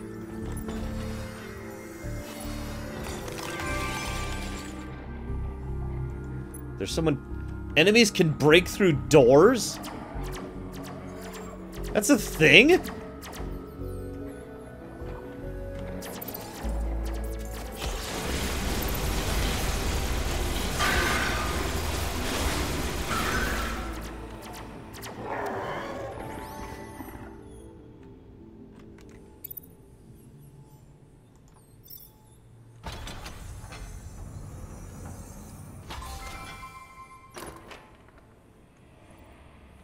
Okay.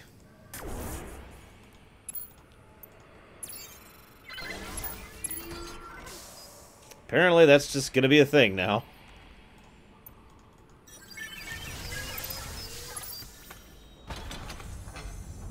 Yeah, didn't you see the little icon of the monster going against the door? Oh god, that's a lot of enemies coming.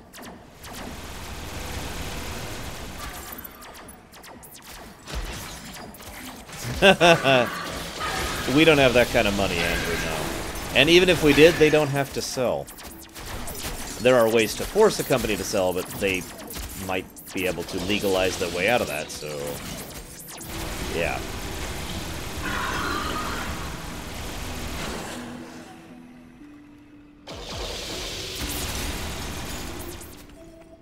Oh, hey, I found the exit. I didn't even notice that.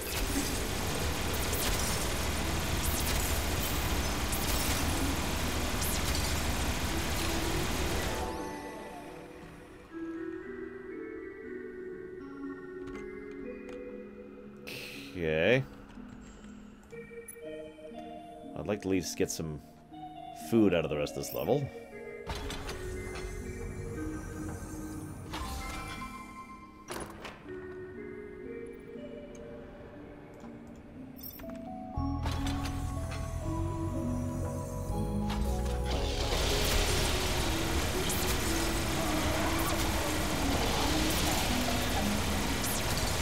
It wasn't that old, Kevin.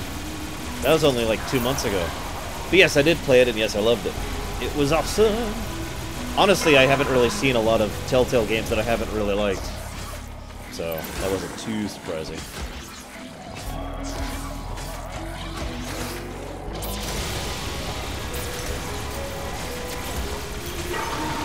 But that's... see... it's actually pretty common for companies to try and squat on rights like CBS has been doing. Because as much as they could probably make more money... how do I put this? There's a lot of political baggage when it comes to rights to IPs. And so a company has a tendency, and it's not even necessarily a wrong perspective, to turn down a great deal to hold on to the rights for something, even if they're not really using something that much. Yeah, I loved Minecraft on Telltale. I've already bought Season 2. This is when I lose Judge as a viewer. But seriously though, I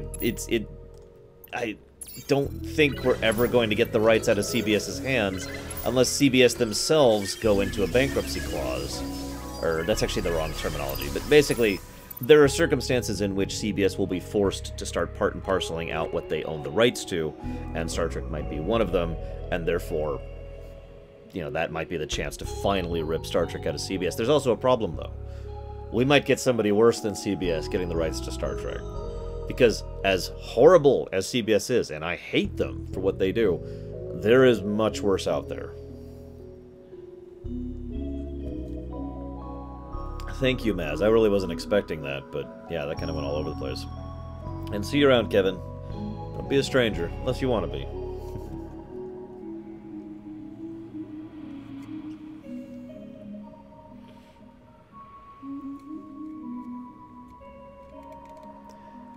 You guys remember that there's a TNG slots machine that they're adding to Vegas soon. I told you about that, right? That was part of my lore week.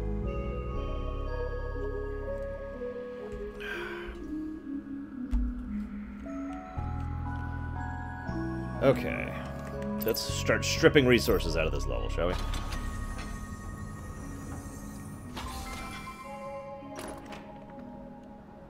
Oh, crap. Okay, run.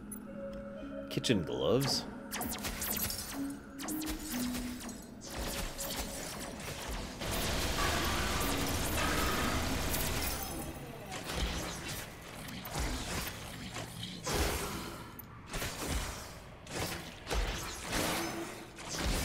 Might be do some inventory management after this floor.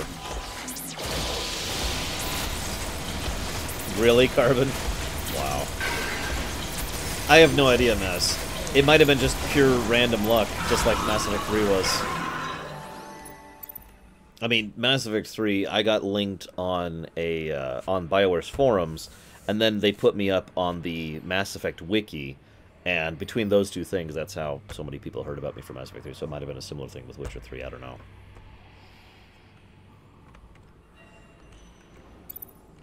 No, that's okay, Reach. I'm good on the selling out concept.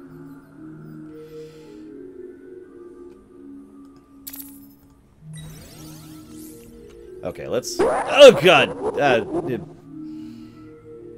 Hi, Oddly Brood. I noticed your comment on the Primus video that you just put up, by the way. That amused me immensely. Okay, inventory. Let's sort the friggin' inventory, shall we? Okay, so he can't equip anything, but can you? You can. Actually, yeah, let's give him that instead.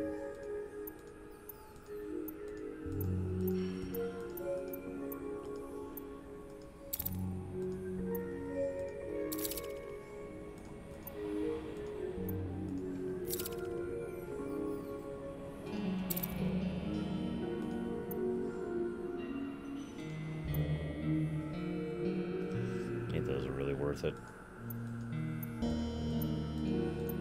Okay, there we go. Okay. Okay. God, we got a lot of rooms to still check out. That's true, Reach. I was gonna say, that's not gonna be the case with DS9, just like that has not been the case with Babylon 5.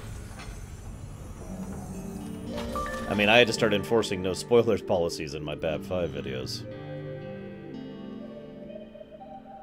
Although it almost never came up.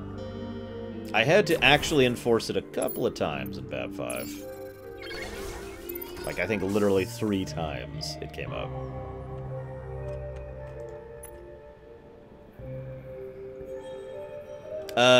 No, well, okay, what's the game, Adris? Before I commit to anything.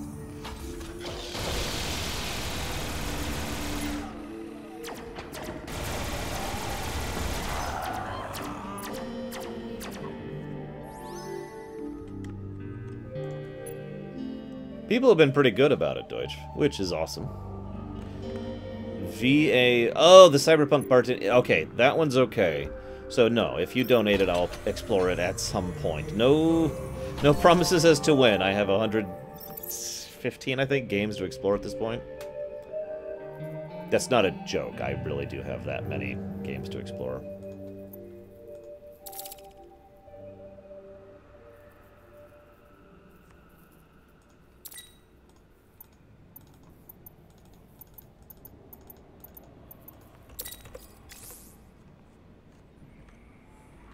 Okay.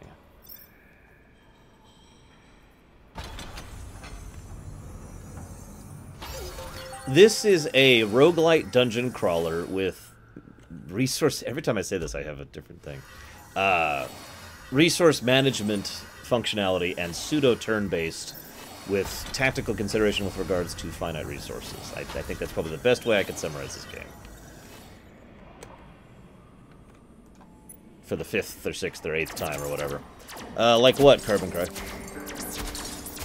Undertale, Reach, is a good example of a game that just knocked it out of the park. for an exploration.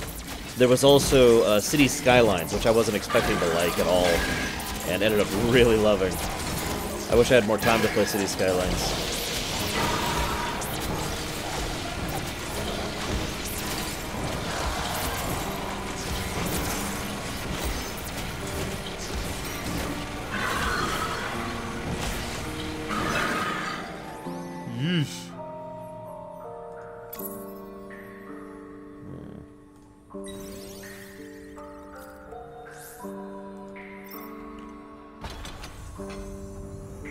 Aurora 4X and Battle for Westnoth. Well, I have not heard of those games.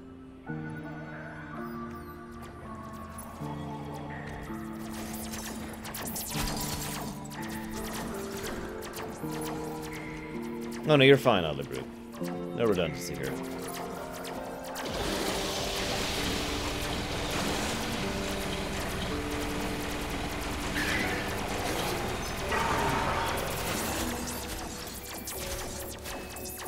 I know, right, Reach? The heavy is quite literally carrying the party. Well, I shouldn't say literally.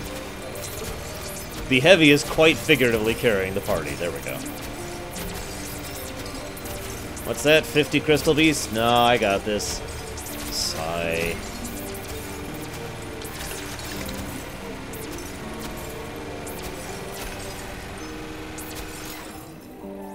Those things had a little bit too much health, I think.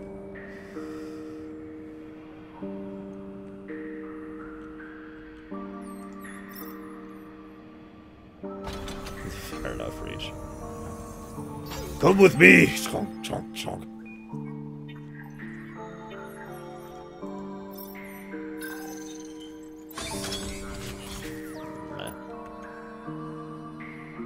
Oof, here they come.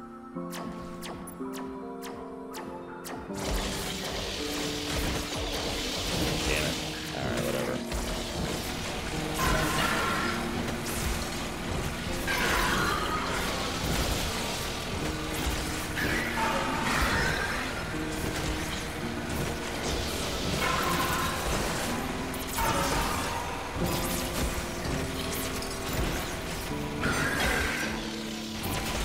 Okay, that one got a little close.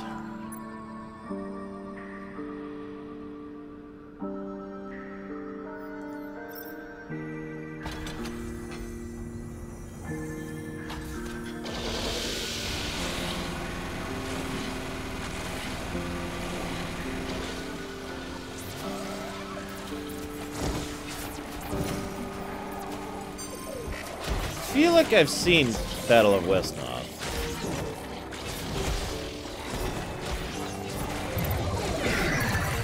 Wait, what? Oh god, I wasn't looking. I was looking at chat. Oh god.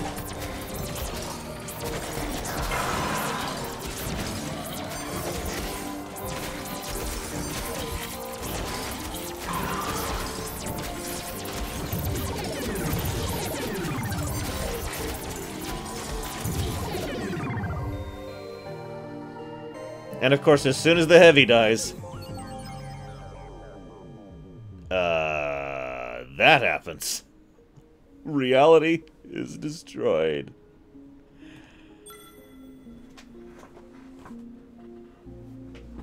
Well, anyways. Yeah, so that was Dungeon of the Endless.